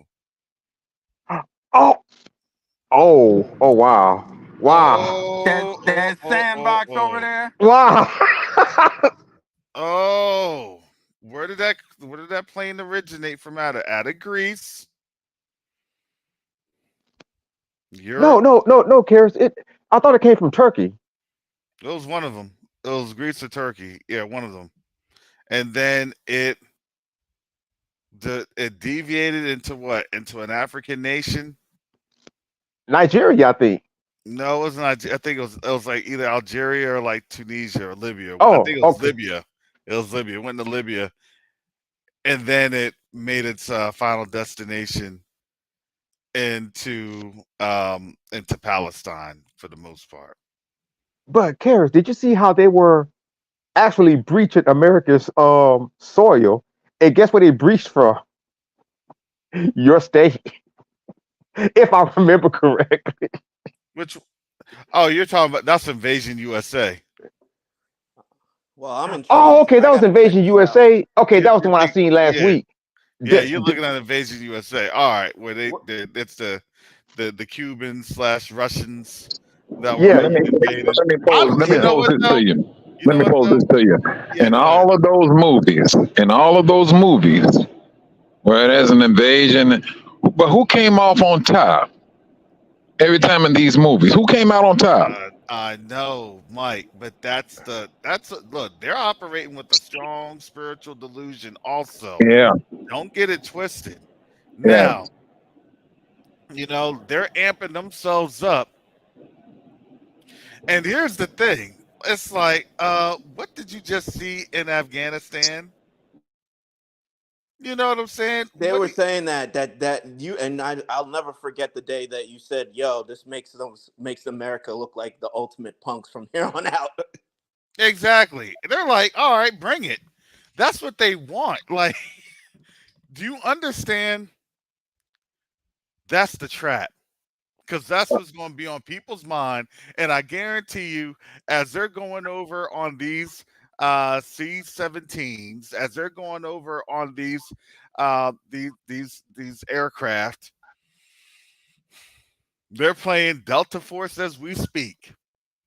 Definitely. It's And just come They're playing on. they're hyping American themselves Sorry up, to and they're jump in, hyping but themselves America. up, and it's It's it's gonna just be wrong. come like, on We on News that they're afraid of this conflict spreading wider, and mhm. the American aircraft carriers moving closer to that strip of desert over there. Oh, Yeah, Karis, since you're in Florida, Karis, Yeah. it here's the issue. Here's the issue. People forget about the naval base that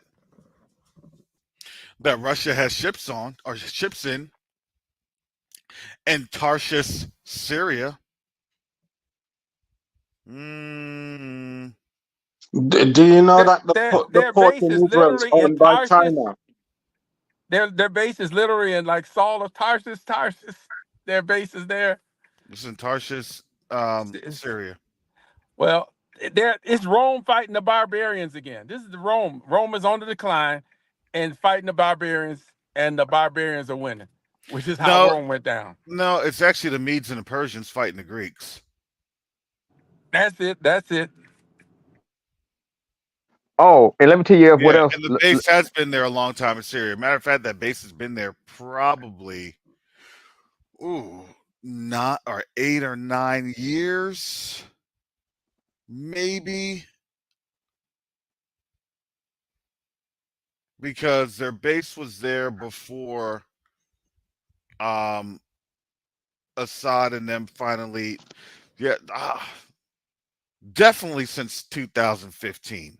It's been there for a minute. Yeah, so I'm gonna say 8 or 9 years. Karis, It's So it's just come you, on We on that Jake Sullivan is sending forces to Israel. Karis, mhm. you brought up Persia and the Medes. Speaking of Persia, guess what Iran said?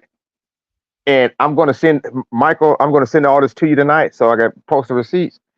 Iran said this boldly that they orchestrated the attack in Israel and America. You're next. Whoa. Yeah, you know what? And it's crazy because like I'm saying this, the gloves are off, family. I'm gonna say that that's been purported. I haven't seen the article for veracity, and Rojo doesn't like to post things in the chat, to authenticate things. He's Hey, just hey, going by hey, the hey, Well, hey, Karis, that's the hey, same Karis. stuff they were he's No, saying going about by now. Osama bin Laden no, no, after wait, Karis, 9/11. Karis. They What I'm were going to saying do, they were Yeah, saying but that. Osama bin Laden is not a nation. Karis, what I'm going to do is I'm going to drop. That's a nation, I'm going to drop out and of the that chat. nation. Yeah, go ahead, go ahead. All right, I'll be right back up though. Bring me back up when I come up, please. Okay, yeah, post what you need to post in the chat, and then yeah, that's a big deal. But again, you got to throw everything that you got. You're throwing everything that you got. They're gonna Damn, have to because Brian, it's not a movie. It's not a tighten that movie now. comfortable tone. Yeah, it's Do not a do movie no more. do do do do do do do do do.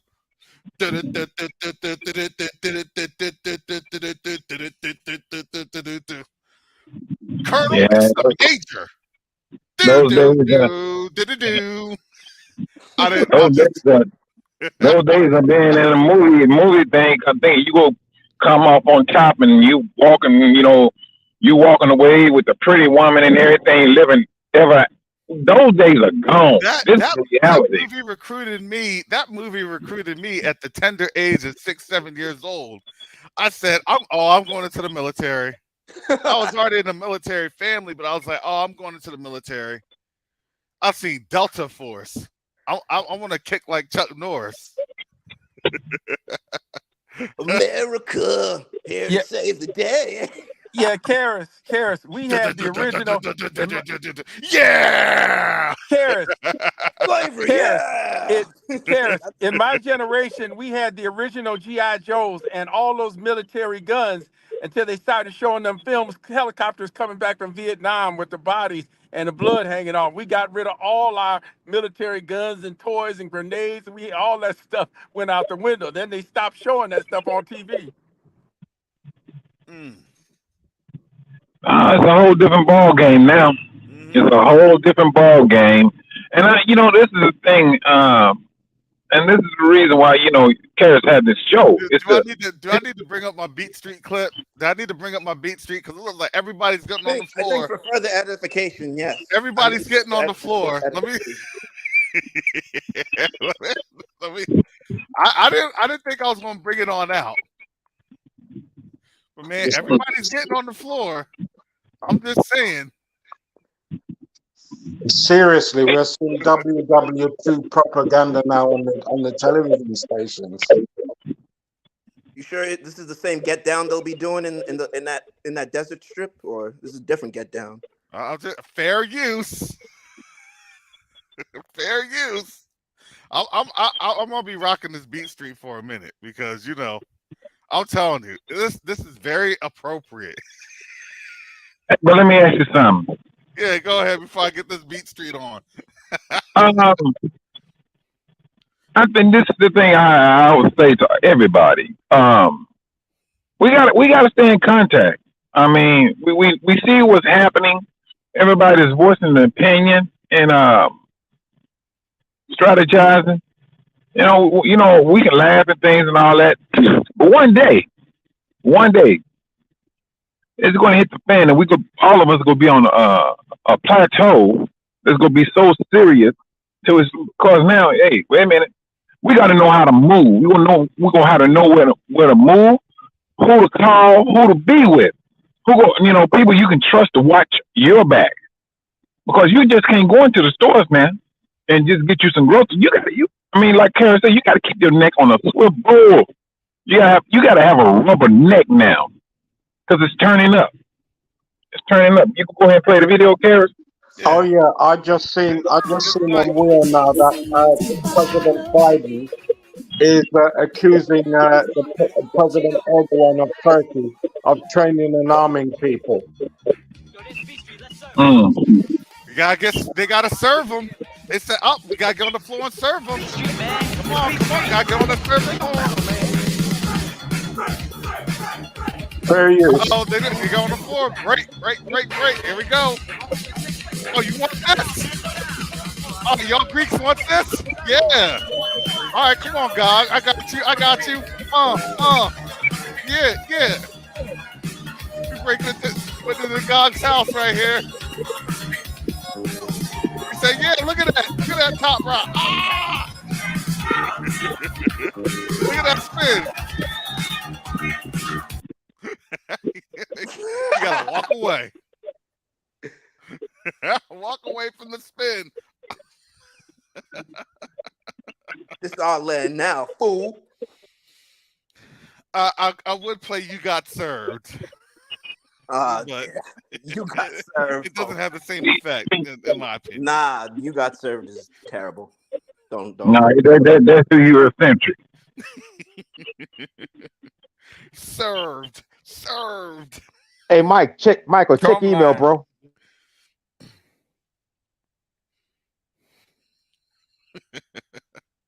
Oh boy, what a time! This is a time that we are living in. This is very interesting. Yeah, because this is now what, hour after hour, moment after moment. Look, when you are. This is the final arc to an anime. Hey, Karis, like trap, man. They're running right into the trap. Isn't that crazy? You see the trap happening, and you're telling them they're just running right into it. Hey, Karis, can you give me? Most High's doing this. Go ahead. I'm sorry. Can you give me Barbara Jones' contact info, her email, so I can feed her too? Okay. Yeah, email me at covenantawakenings@gmail.com and I can get that. All right, thanks, bro. At gmail.com. Because Roger, I don't think you've emailed me, so I don't have your email at that. Wait. Golly, okay. So, you're covenantawakenings@gmail.com? Yes. All caps or lowercases? It's lowercase. Okay, I'm gonna get you right beneath Michael so I can hit both of y'all up with the information at the same time, along with No, just hit Barbara. up Michael. Just hit up Michael. I got two Okay. folk on there. Just hit up Mike. All right, I got you. It's a car accident in slow motion. You just saying no, and they keep Right. going. You know what I'm saying? Like, didn't Russia just say to the U.S., don't get involved? Now the U.S. is like, no, we're going to get involved. The U.S. is It's Ricky. like, Ricky. yeah. It's like, they're coming to the dance floor. They said they don't want this. You got Gog getting served by Magog. Better be And the thing is, something. we You knew better be that they're going to starting use something. Ezekiel 37, 38 to explain their way out of this. Yep. We knew it. Yeah. But it's the two. Look, what ended up happening? The two sticks ended up coming together, right? Because why? The wind was coming from the Most High, breathing life into what? Into the bones, into the sinew, into the army. And what did we do as an army? We stood up and we started to what? Declare things. And now with those declarations, look at what's happening. Look at what's happening. Boy, all those prophets on TikTok should give up their job and start listening to us. No, they don't, because you want to know why? Selling lies is more profitable. Every time I Selling try lies to is tell more profitable. every time I try to tell people, my family members, I just say to myself, a prophet is without honor in his own household. I'm not equating myself to Yahusha, but I realize that a lot of them are not going to listen until they're convinced. Balaam got paid. Yeah. But talking of Balaam, in Numbers 22:28, when Balaam's donkey was talking, he was talking very clearly that everybody, including Balaam, could understand. But you get these people shouting for things and words that nobody understands, no interpreter, and everybody's following it. Mm-hmm. But they're following their hearts, which is their trap. They got emotionalized right into the trap. And it's like, congratulations, you played yourself. It's apropos that they also are the major producers of Hollywood productions, and this whole thing is like one big one. And on the It's grand, Delta Force. I got to see the movie. I tried to watch the other one everyone was talking about, the one where the Russians come down from the sky and then they kill the black teacher. He's the first body. Red The Navy Dawn. movie. Oh, you're talking about Red Dawn. Red Yeah, you Dawn. gotta see the Yeah, I original tried to Delta see. Force. You gotta see the original Red Dawn. This is all that's happening. Do do do da da do. It's always that generic sound. Do do do like a street fighter. That 80s. That you gotta get that 80s guitar. That chord in that 80s chord. That's what makes it. And And the rockets. The rockets that come off the bike. what's the one with Top Gun exit something? Dun, dun, dun, dun, dun, dun, dun, dun. Oh High my school goodness. versus Spetsnaz. High school versus Spetsnaz, and high school wins. Yeah, that's true. That was kind of yeah. But the motorcycle bike going into the barracks where all the hostages are kidnapped. I don't want to laugh. I'm not trying to minimize anything here. Because here's the thing. It's a sad event. I'm not minimizing any loss of life. And I'm not celebrating any loss of life. So don't come on here and say, "Oh, Brother Karras thinks that it's funny and celebrating it." No, I'm not. I'm not celebrating it. I'm thinking that this is sad because we're seeing everything that we've been saying. And it It's like doesn't a give me any stage. pleasure to see any of this. It's like a Well, stage, You dropped off, but it Rich. was staged. Yeah, it's not. I take no pleasure in seeing this because why? Because we know where this movie, for lack of better terms, we know where it ends up leading to. We know where the sequels end up leading to. Yeah, We we're know just that who it's going to ultimately affect. We know where this thing is ultimately going. So we're watching a bad movie in what? In slow motion. And now, as things that weren't as impactful as they had been, now they're starting to become pretty impactful. Oh, this is really happening. Oh, this is really going on. Oh, this is now happening. Oh, this is now affecting folks. Oh, now it's affecting this nation. Do you see what I'm saying? It was always coming closer and closer and closer. And now you have these statements. Look, they're not bridling their tongues anymore. Because why? Why would you need to? Oh, they're all barking no bite. They think they're gonna do this, they're gonna do that. All right. We're gonna shut down the Strait of Hormuz next week and see how they like it. Because you know that's gonna be coming. They're gonna shut down the Strait of Hormuz. They're gonna blow up a couple ships. You know it's coming. That's out the playbook. especially with these people. They don't. They especially with the I remember that ship, the U.S. Liberty. Like they don't play. They'll Hmm. they'll take whatever they need to do or count the cost of whatever to get whatever they need accomplished.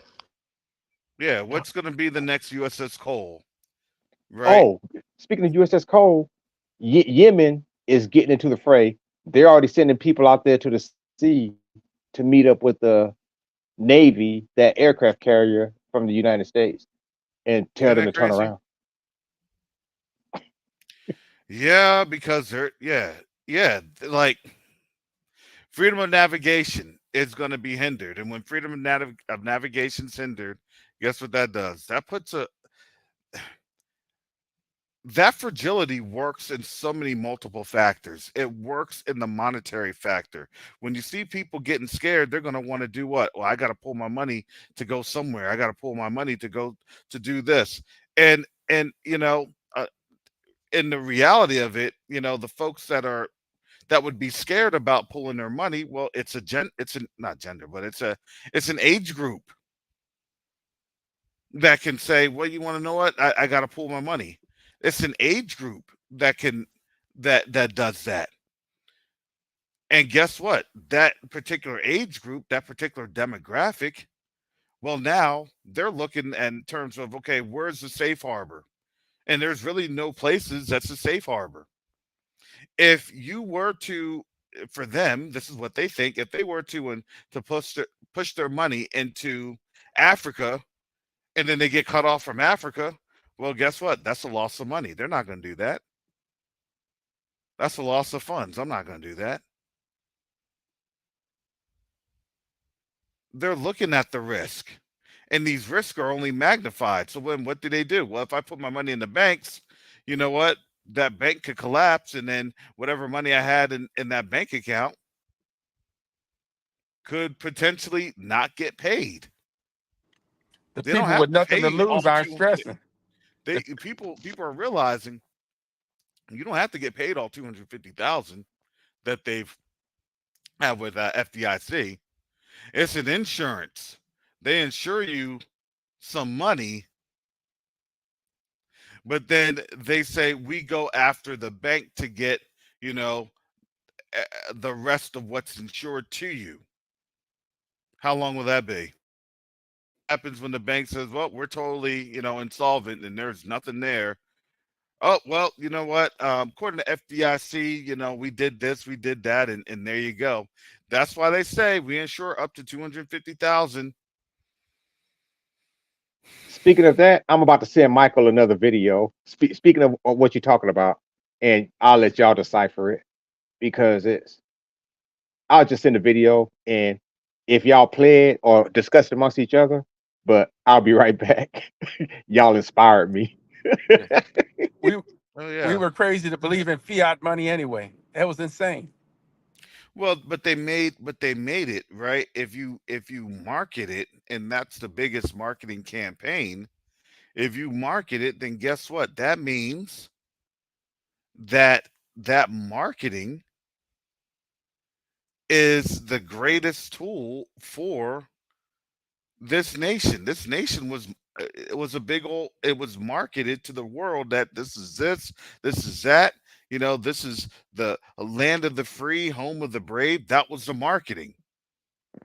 The market of the American dream. Well, it's the American dream for some. For some, it's the American dream. The American dream is attainable. For some, the American dream is attainable until you hit, a bad economy, a bad market, and then, you know, they do what they do on a traditional basis against the black population and the hiring apparatuses and things of that nature. Oh, we didn't know that that was going to happen. Oh, we didn't know that that was taking place, and it was taking place on such a large scale. Oh, I'm sorry. We apologize, and we're going to try to make sure that we have fair hiring practices. No, they don't. They don't have to worry about that because why? Affirmative action went away. Do you see the Oh snap, mechanisms? that's true. Do you see what's going on? Do you understand what's happening? And that same currency that we talk about literally completely impoverished nations. So those said people came to those nations because of the very currency they thought would be a tool to, you know, I guess what's the I, word? What's the word? Jeez, I it's saw a missing. sister on there. She some sort of like graphic designer. Can't. What's the word? She said it was on my LinkedIn little news feed. It was on my LinkedIn news feed. Some sort of graphic designer, and she said, "Can someone please look at my resume? Can someone please offer me a job?" See, we don't understand the history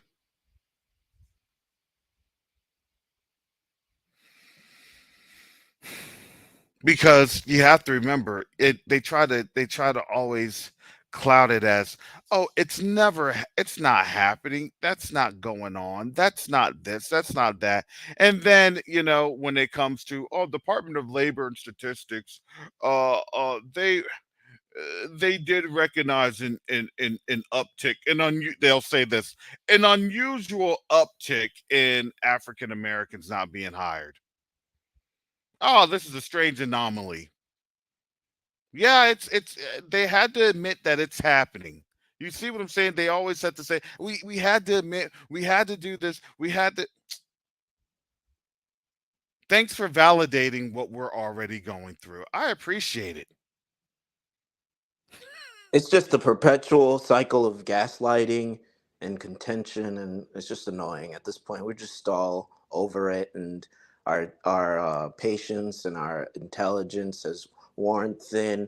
It's driven some of our people to madness. Something has to give. It has to end at some point, and this is Because why? They the want line. us to strike out. They want us to strike out against them. And it's like, oh, see, look, these Negroes are mad, and now we need to put these animals down.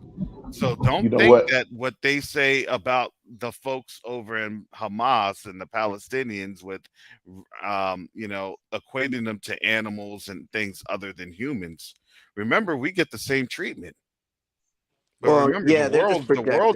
the world doesn't, object. They don't. And I'm not going to say the world. I'm going to say this: Western society, the Western cultures don't object to our treatment.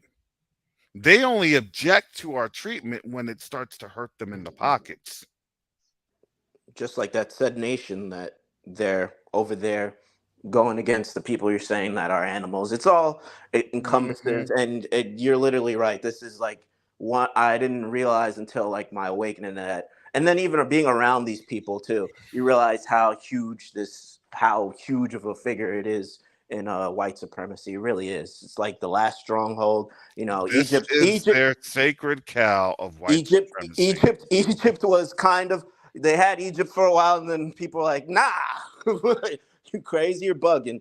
And now now here, this is the last stand, and this was the biggest lie they had to keep up, and it's unraveling now, and all the Hmm. countermeasures are out and about, and they don't care. They'll, like I said, they'll take a pound of Have flesh. have you noticed this? Have you noticed that since January, February of 2022, when Putin was up there with the Russian iconography,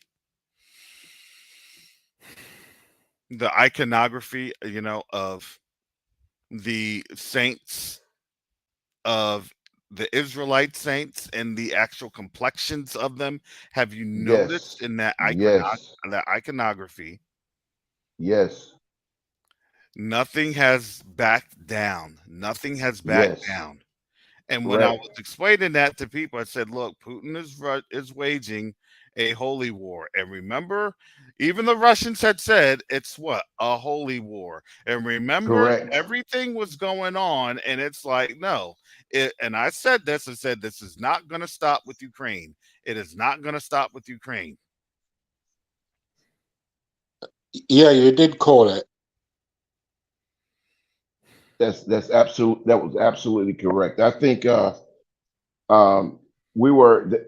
They were showing us the Ukrainian uh, Russia situation, as well as the China and Taiwan soon to be situation. But the real conflict is what's happening in the Middle East. Yeah, That's the catalyst to everything. because you understand what's happening.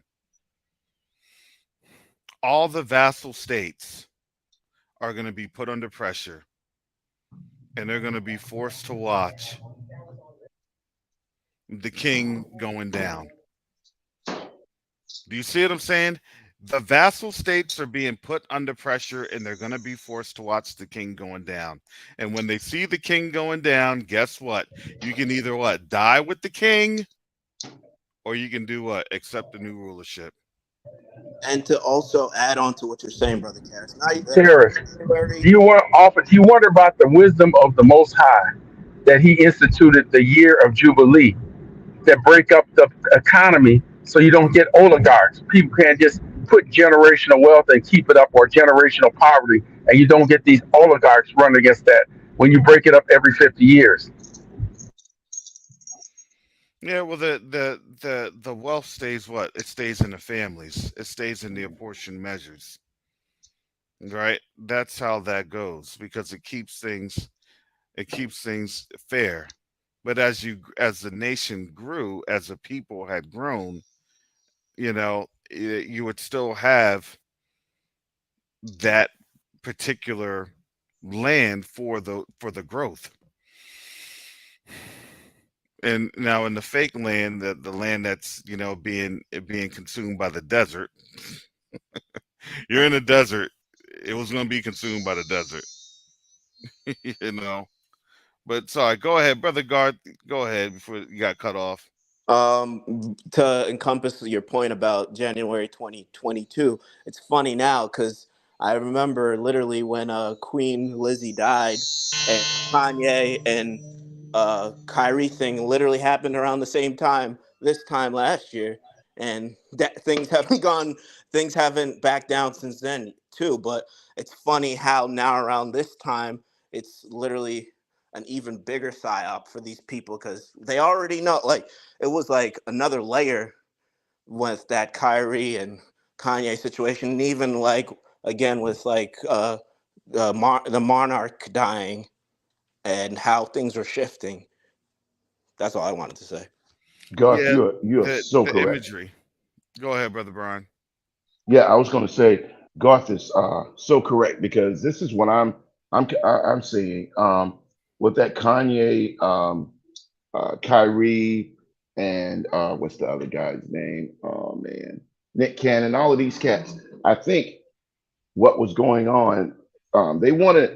They were basically, this was like a testing ground to see exactly how our people, how we were going to take to, did we believe or did we really know who we are, and Hmm. see how we were going to respond to all of this. And then once they see this response, and now they're going to see a response on this Middle Eastern, this what's happening in the Middle East, meaning, are we going to support the fake people, or are we basically behind the other group? Not saying preferably out there supporting them, but why are we not supporting the fake people? Why we don't believe this? Why do you see what I'm saying? Oh yeah, yeah, absolutely. They want to be look. They're trying to test it. Still accept, the narrative that's being posed, and these acceptance tests are, being diminished because we Sorry to aren't. cut you. We just had a car explosion in Luton Airport in the UK. Mm. All right, so family, we may have to be on here for another 8 hours. No, I'm just. Oh my. The whole airport is on fire. Okay, hey, look, Terrence, Wow. you got brother ASAP on one end giving live information. You got me dropping in and out of the chat, sending emails. Well, yeah, and I mean, like they're saying, like, it's credible that things are gonna pop off this weekend in New York on Friday. So when they're saying stuff like that, I tend to listen. I do Yes. tend to listen Oh, because speaking of New York, whoever's up there, y'all be careful. There's a building that is being heavily guarded by either the Secret Service or FBI, and they don't know if it's Palestinians in there or they don't know if it's Afghanistanians in there. But it has been confirmed that everyone in that building is armed and it's You being talking about locked the down. United Nations building in the Upper N- East Side? That's the No, only it's building I it's would think of. no, it's out there in the ghetto, like at the edge of the ghetto. Like I want to he's say, saying like in somewhere. Harlem. Basically, Harlem. Harlem. Well, they don't call it it, Harlem anymore. They call it the it, North. well, North. What do they well, call it? Something when Manhattan. they did say Lower, Upper Manhattan. upper Manhattan. Yeah, they said Upper Yeah, Manhattan. the So Yeah, bougie. that's That's what Yes, they Harlem. call it. Harlem. That's I, Harlem. He said the They edge don't of want to call it said the Harlem edge no of the more. ghetto. the edge, well, from the Edge of the field. ghetto. Hold on. They Hey, said hey, just south of the Harlem River. Yeah, that's Harlem. hey, so who said that? Whoever said that, leave the email in the chat, and I'm gonna send you what I saw. I'm telling you, I got this information for days. I got it for weeks. I'm gonna make y'all fat. Y'all gonna be sick of me. That's it's well, family. Is it going down? Fragility factor. I need to stop because next thing something's gonna happen here in Florida because Florida they all Florida knows how to do is stay ignorant. Same here in Jersey too. They already But fighting in Florida. It's gonna make it your way it's a out different there in type of Broward redneck up County. here. I already saw that, bro. I was talking to my dad about it. I said, Dad, I told my dad, I said, stay off the streets. I said, you ain't trying to be in no fights over there off of because like one of the main roads is like power line, telegraph. Oh, Yeah, yeah. Sister Mary Yard, Sister and then Mary you kind of Yard's all the way over to prophecy the is on beach point. area. Oh boy. And there's Yeah. pockets of them all around here in Jersey. Yeah. Oh, No. They're throwing down in Boca. Yeah, they're throwing down in Boca for real. yeah. That Okay, area too. I know exactly. that No, too for a fact. A lot of them no, have places in Florida, but Mm-hmm. here in Jersey as well, a lot of communities. There's this one place that starts with the lake, and then I won't say the town. There's a bunch of them all over. So my head is on a swivel. I will just play dumb, and and shout out to Brother T. He said that there was just another earthquake in Afghanistan, like right now. The rumblings, Uh, the Attack on Titan, the rumbling, Attack on Titan. the rumbling.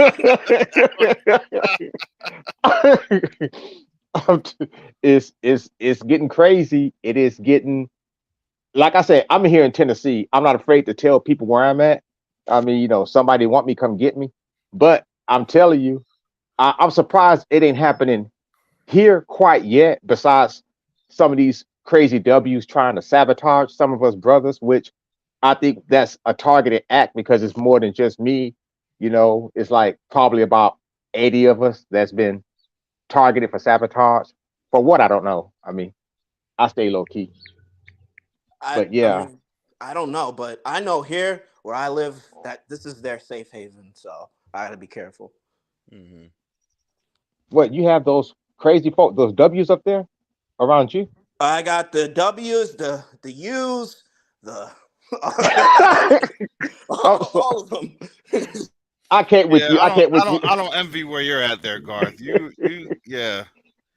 You're in a an interesting predicament, to say the least. So, Surrounded on all sides. Psalm 93 here in Jersey. Psalm 83, my bad. Wait, no, I'm trying to move up to the PA, which my job will have me in Jersey and Delaware, and I need to check the candy bar laws for those three states, especially Jersey and Delaware. See if it's okay if I could get uh, a candy bar receipt. Jersey, I could tell you definitely not. Are you serious? It's very strict. It's very strict. I know that. You have to have your firearm in a box, and you have to have a permit. And I don't even think I don't even think they have permits to conceal in Jersey. Okay, but you have illegal aliens up there carrying Dracos, man. Well, the laws don't apply to them. Gentlemen, Touche. remember, does anybody remember in the Bible when they were getting ready to jump on the Savior, and they were just be ready to stone him to death, and he would just like disappear in the crowd. He just walked through the midst of them. I don't believe these people are going to be able to get at us like that. They are not going to be able. That was in the 400 years. They are not going to be able to get us. They're going to be walking through people. They're going to be fighting each other, or we're going to be like the lepers going out there after the battle's already won. They're not going to be able to get to us like that. They really are not. They're going to be too busy dealing on each other. Give a Hezekiah prayer. Show them who you are, Yah, and show them that your people are here on this earth and they're not to be messed with unless you allow it. Some type of Hezekiah prayer where all of their forces, I don't know, just diminish somehow. I don't know. That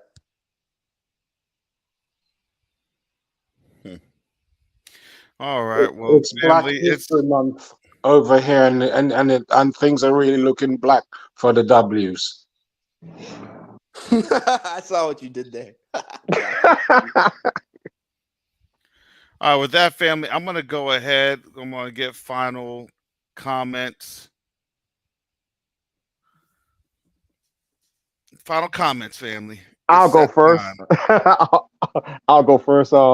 Yeah. Look, if anybody wants anything, oh, brother Michael, did you get those two emails I sent you? And you could probably answer me when I drop out. But anybody wants anything, hit up brother Michael, hit up brother Karras for my email. I'll gladly share the information. I don't mind sharing the well because I want people to be, and I will hope that if y'all come up with something that I don't know about, y'all would, pass it on to me. But yeah, especially in these liberal states, and I'm not even playing, party lines. I'm just saying that for some reason it's more victimization of us out there. Y'all be extremely careful. If y'all don't have to go nowhere, don't go anywhere. I mean, the club ain't all that important.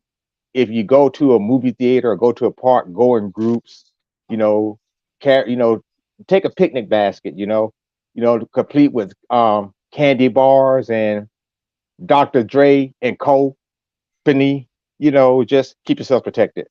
Um, I love coming up here and speaking and fellowshipping with the panel. I love doing it also down there in the chat. So, I look forward to these. We just need to stay on point and keep each other uplifted, keep each other protected, even if it's from across, the this country on these internet streets. Information could be just as powerful as any bullet. So, with that being said, I bow out. Shalom to the family. Until next time. All right. Shalom. Thank you, Brother Rojo. Yeah, I'm doing sorry, family, if you didn't I'll go come on next. up here. I'm doing these final comments. I got some things I'll I go gotta get next. done. So go I'll ahead, go next, Brother Brian. Terry. Family, I would just like to say, stay prayed up. Um, get your popcorn together, get your bags packed, get prepared to leave this terrible nation soon, but stay out of the way. Mainly stay Mm. out of the way. This is not our beef. We don't really have anything physically to do with it. Just get out of the way, let the Most High handle it, and we should be going home pretty shortly. Hallelujah. That's I it. guess I'm up next. Is Shalom. that okay? Yeah, thank you, Brother Brian. Yeah, go ahead, Brother Rich. I want to cite the time when Yeshua, Pilate told him, "Don't you know I have the power to put you to death?" And he said, "You would have no power over me except to be given by my Father in heaven." Mm. I think they can't do anything else unless our Savior allows it. And to take this time, just love on our people. Just love. Then they know they're going to know us by our love. Just take every opportunity to love on our people. We know that's an Esau move. We ain't got the arm up and every. I mean, there was a time when Jesus sent them out and said, "Yeah, take a sword with you." Other time he said, "Don't take anything." So listen to the Most High regarding that. But just go out and love and relate to our people because we're going to be the lights. They're going to be looking to us and they're going to remember everything we said because it's coming true. I'll leave on that. Hallelujah. Thank you, Brother Richard.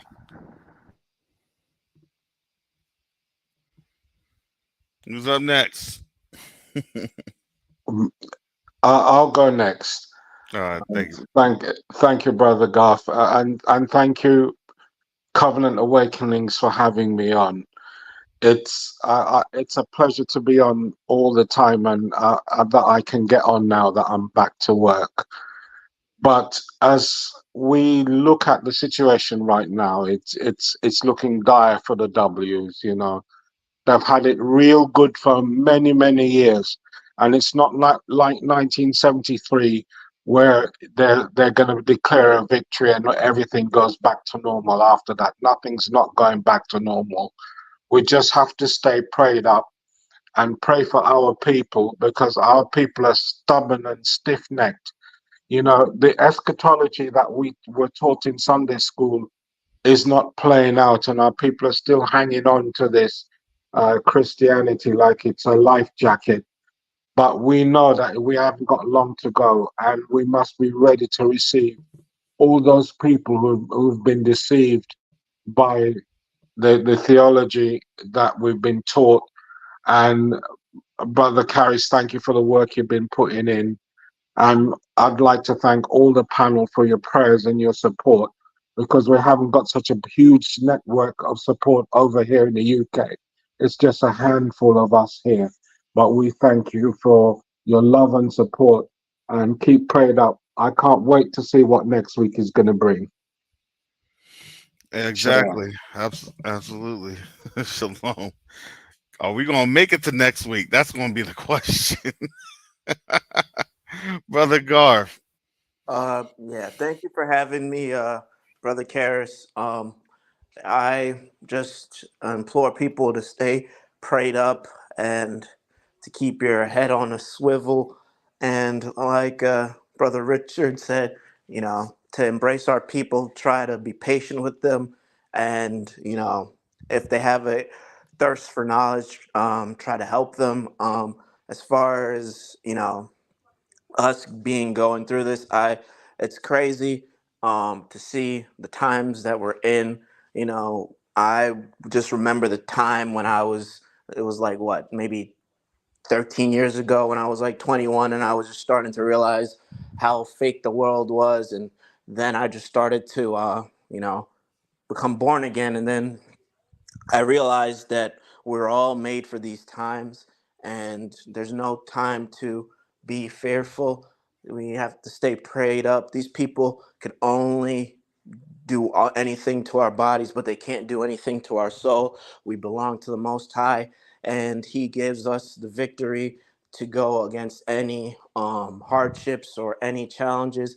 And He built us up to be warriors and to be strong and to proclaim his truth and be bold, and don't let these people, scare you, because you have the truth. It's them that are scared. That's why they have to lash out and do all these wicked things, because the truth isn't in them, and there's no rest for the wicked. So all we have to do is just stay prayed up in the faith and know who we are, and more importantly, share the information of who we are to our people. Not so much, I mean, we could share it to the Gentiles, but they won't receive it as much, or there may be some contention. But if you see someone, our family members, Israel, uh quote unquote Negroes, or you know to let them know what's going on, if they're on that wavelength of something is up, and they look, eager eager or something, or eager, or seeing you doing your thing and seeing you calm, and they're like, what, why is this other black person so calm while everyone else is in fear? Then you just let them know, and you try to witness to them, because I feel like that's what's the most important thing in these times, and I feel like that's what I have to do. Life is yeah, we're all struggling. Me myself, I don't even know, because I take my test this Friday, and I don't know if I'm going to have a job after and how I'm going to pay my bills. But, all that seems trivial compared to this war and what they're trying to do. And yeah, I mean, I believe Yahusha and the Most High has us, and we just need to keep on proclaiming it and praying on that fact. And that's all I have to say. All right. Hallelujah. Hallelujah. All right, family. I definitely appreciate you all stopping by. Thank you for the panel, for the insightful, and not to insight, but the insight of the knowledge and the understanding of what we're seeing in this time.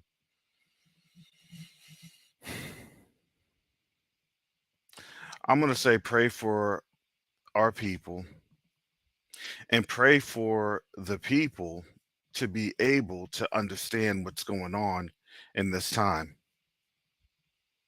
I'm praying that during this time that a lot of the Gentiles' eyes are being opened.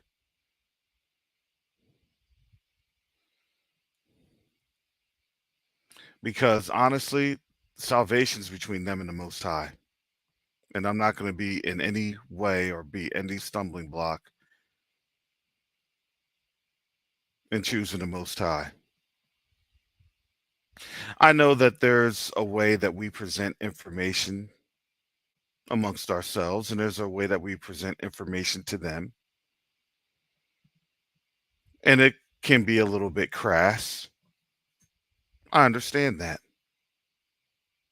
But at the same time, as we had said, when you have a cancer that's growing on you, you have to remove the cancer.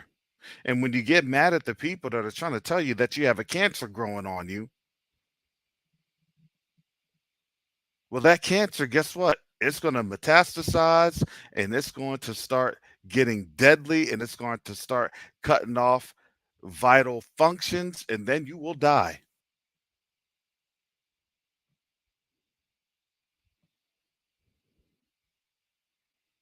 Don't get mad at us because we're telling you that cancer is now being malignant.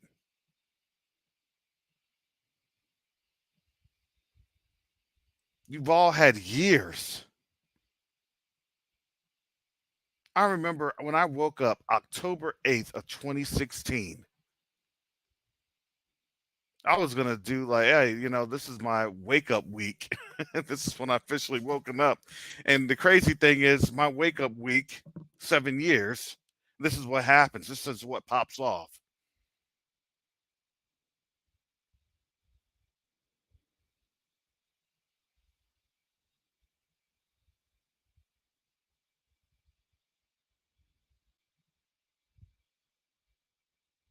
And it's not that this is going to go away. Oh, it's not going away. The time that we had of the quiet that had been provided, I don't think we're going to get there. It was only going to compound. You had Ukraine, and now it's compounding to further places.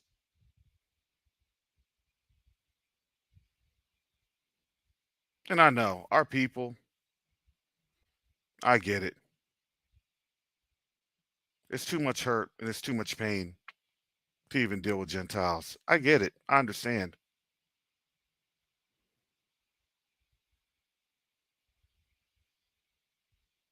But the word does say to be a light unto the nations.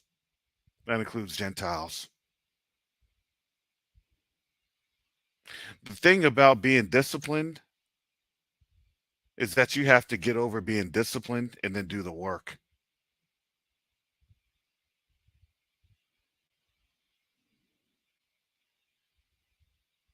You saw that with Aaron's sons. Aaron's sons died, and the Most High told him, don't even shed a tear. Get over it and do the work.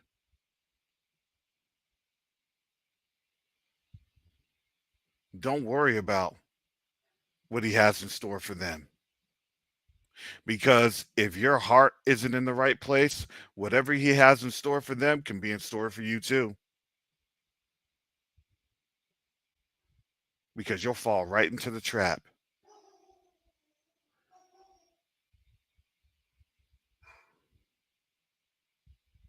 So family, this is a very interesting time. We need to get our hearts and our minds right. And that's me personally speaking. Trying to shield your eyes and trying to keep everything away, that's not going to work out very long. And I'm talking to the Gentiles. It's not going to work out very long.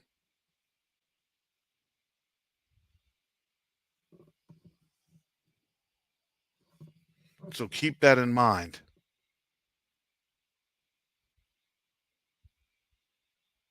Because when we're gone, that will be a very fretful day.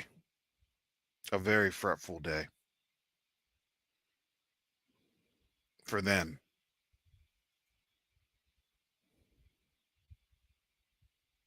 But for us, we see the salvation of our Elohim coming closer and drawing closer and closer.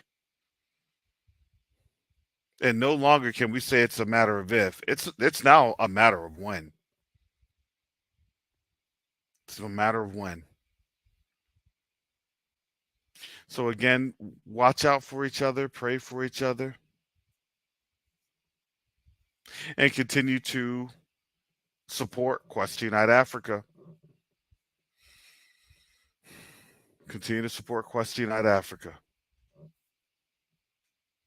So with that said, family, shalom, salama, siyemi, shalom. Peace and blessings. Yasharel.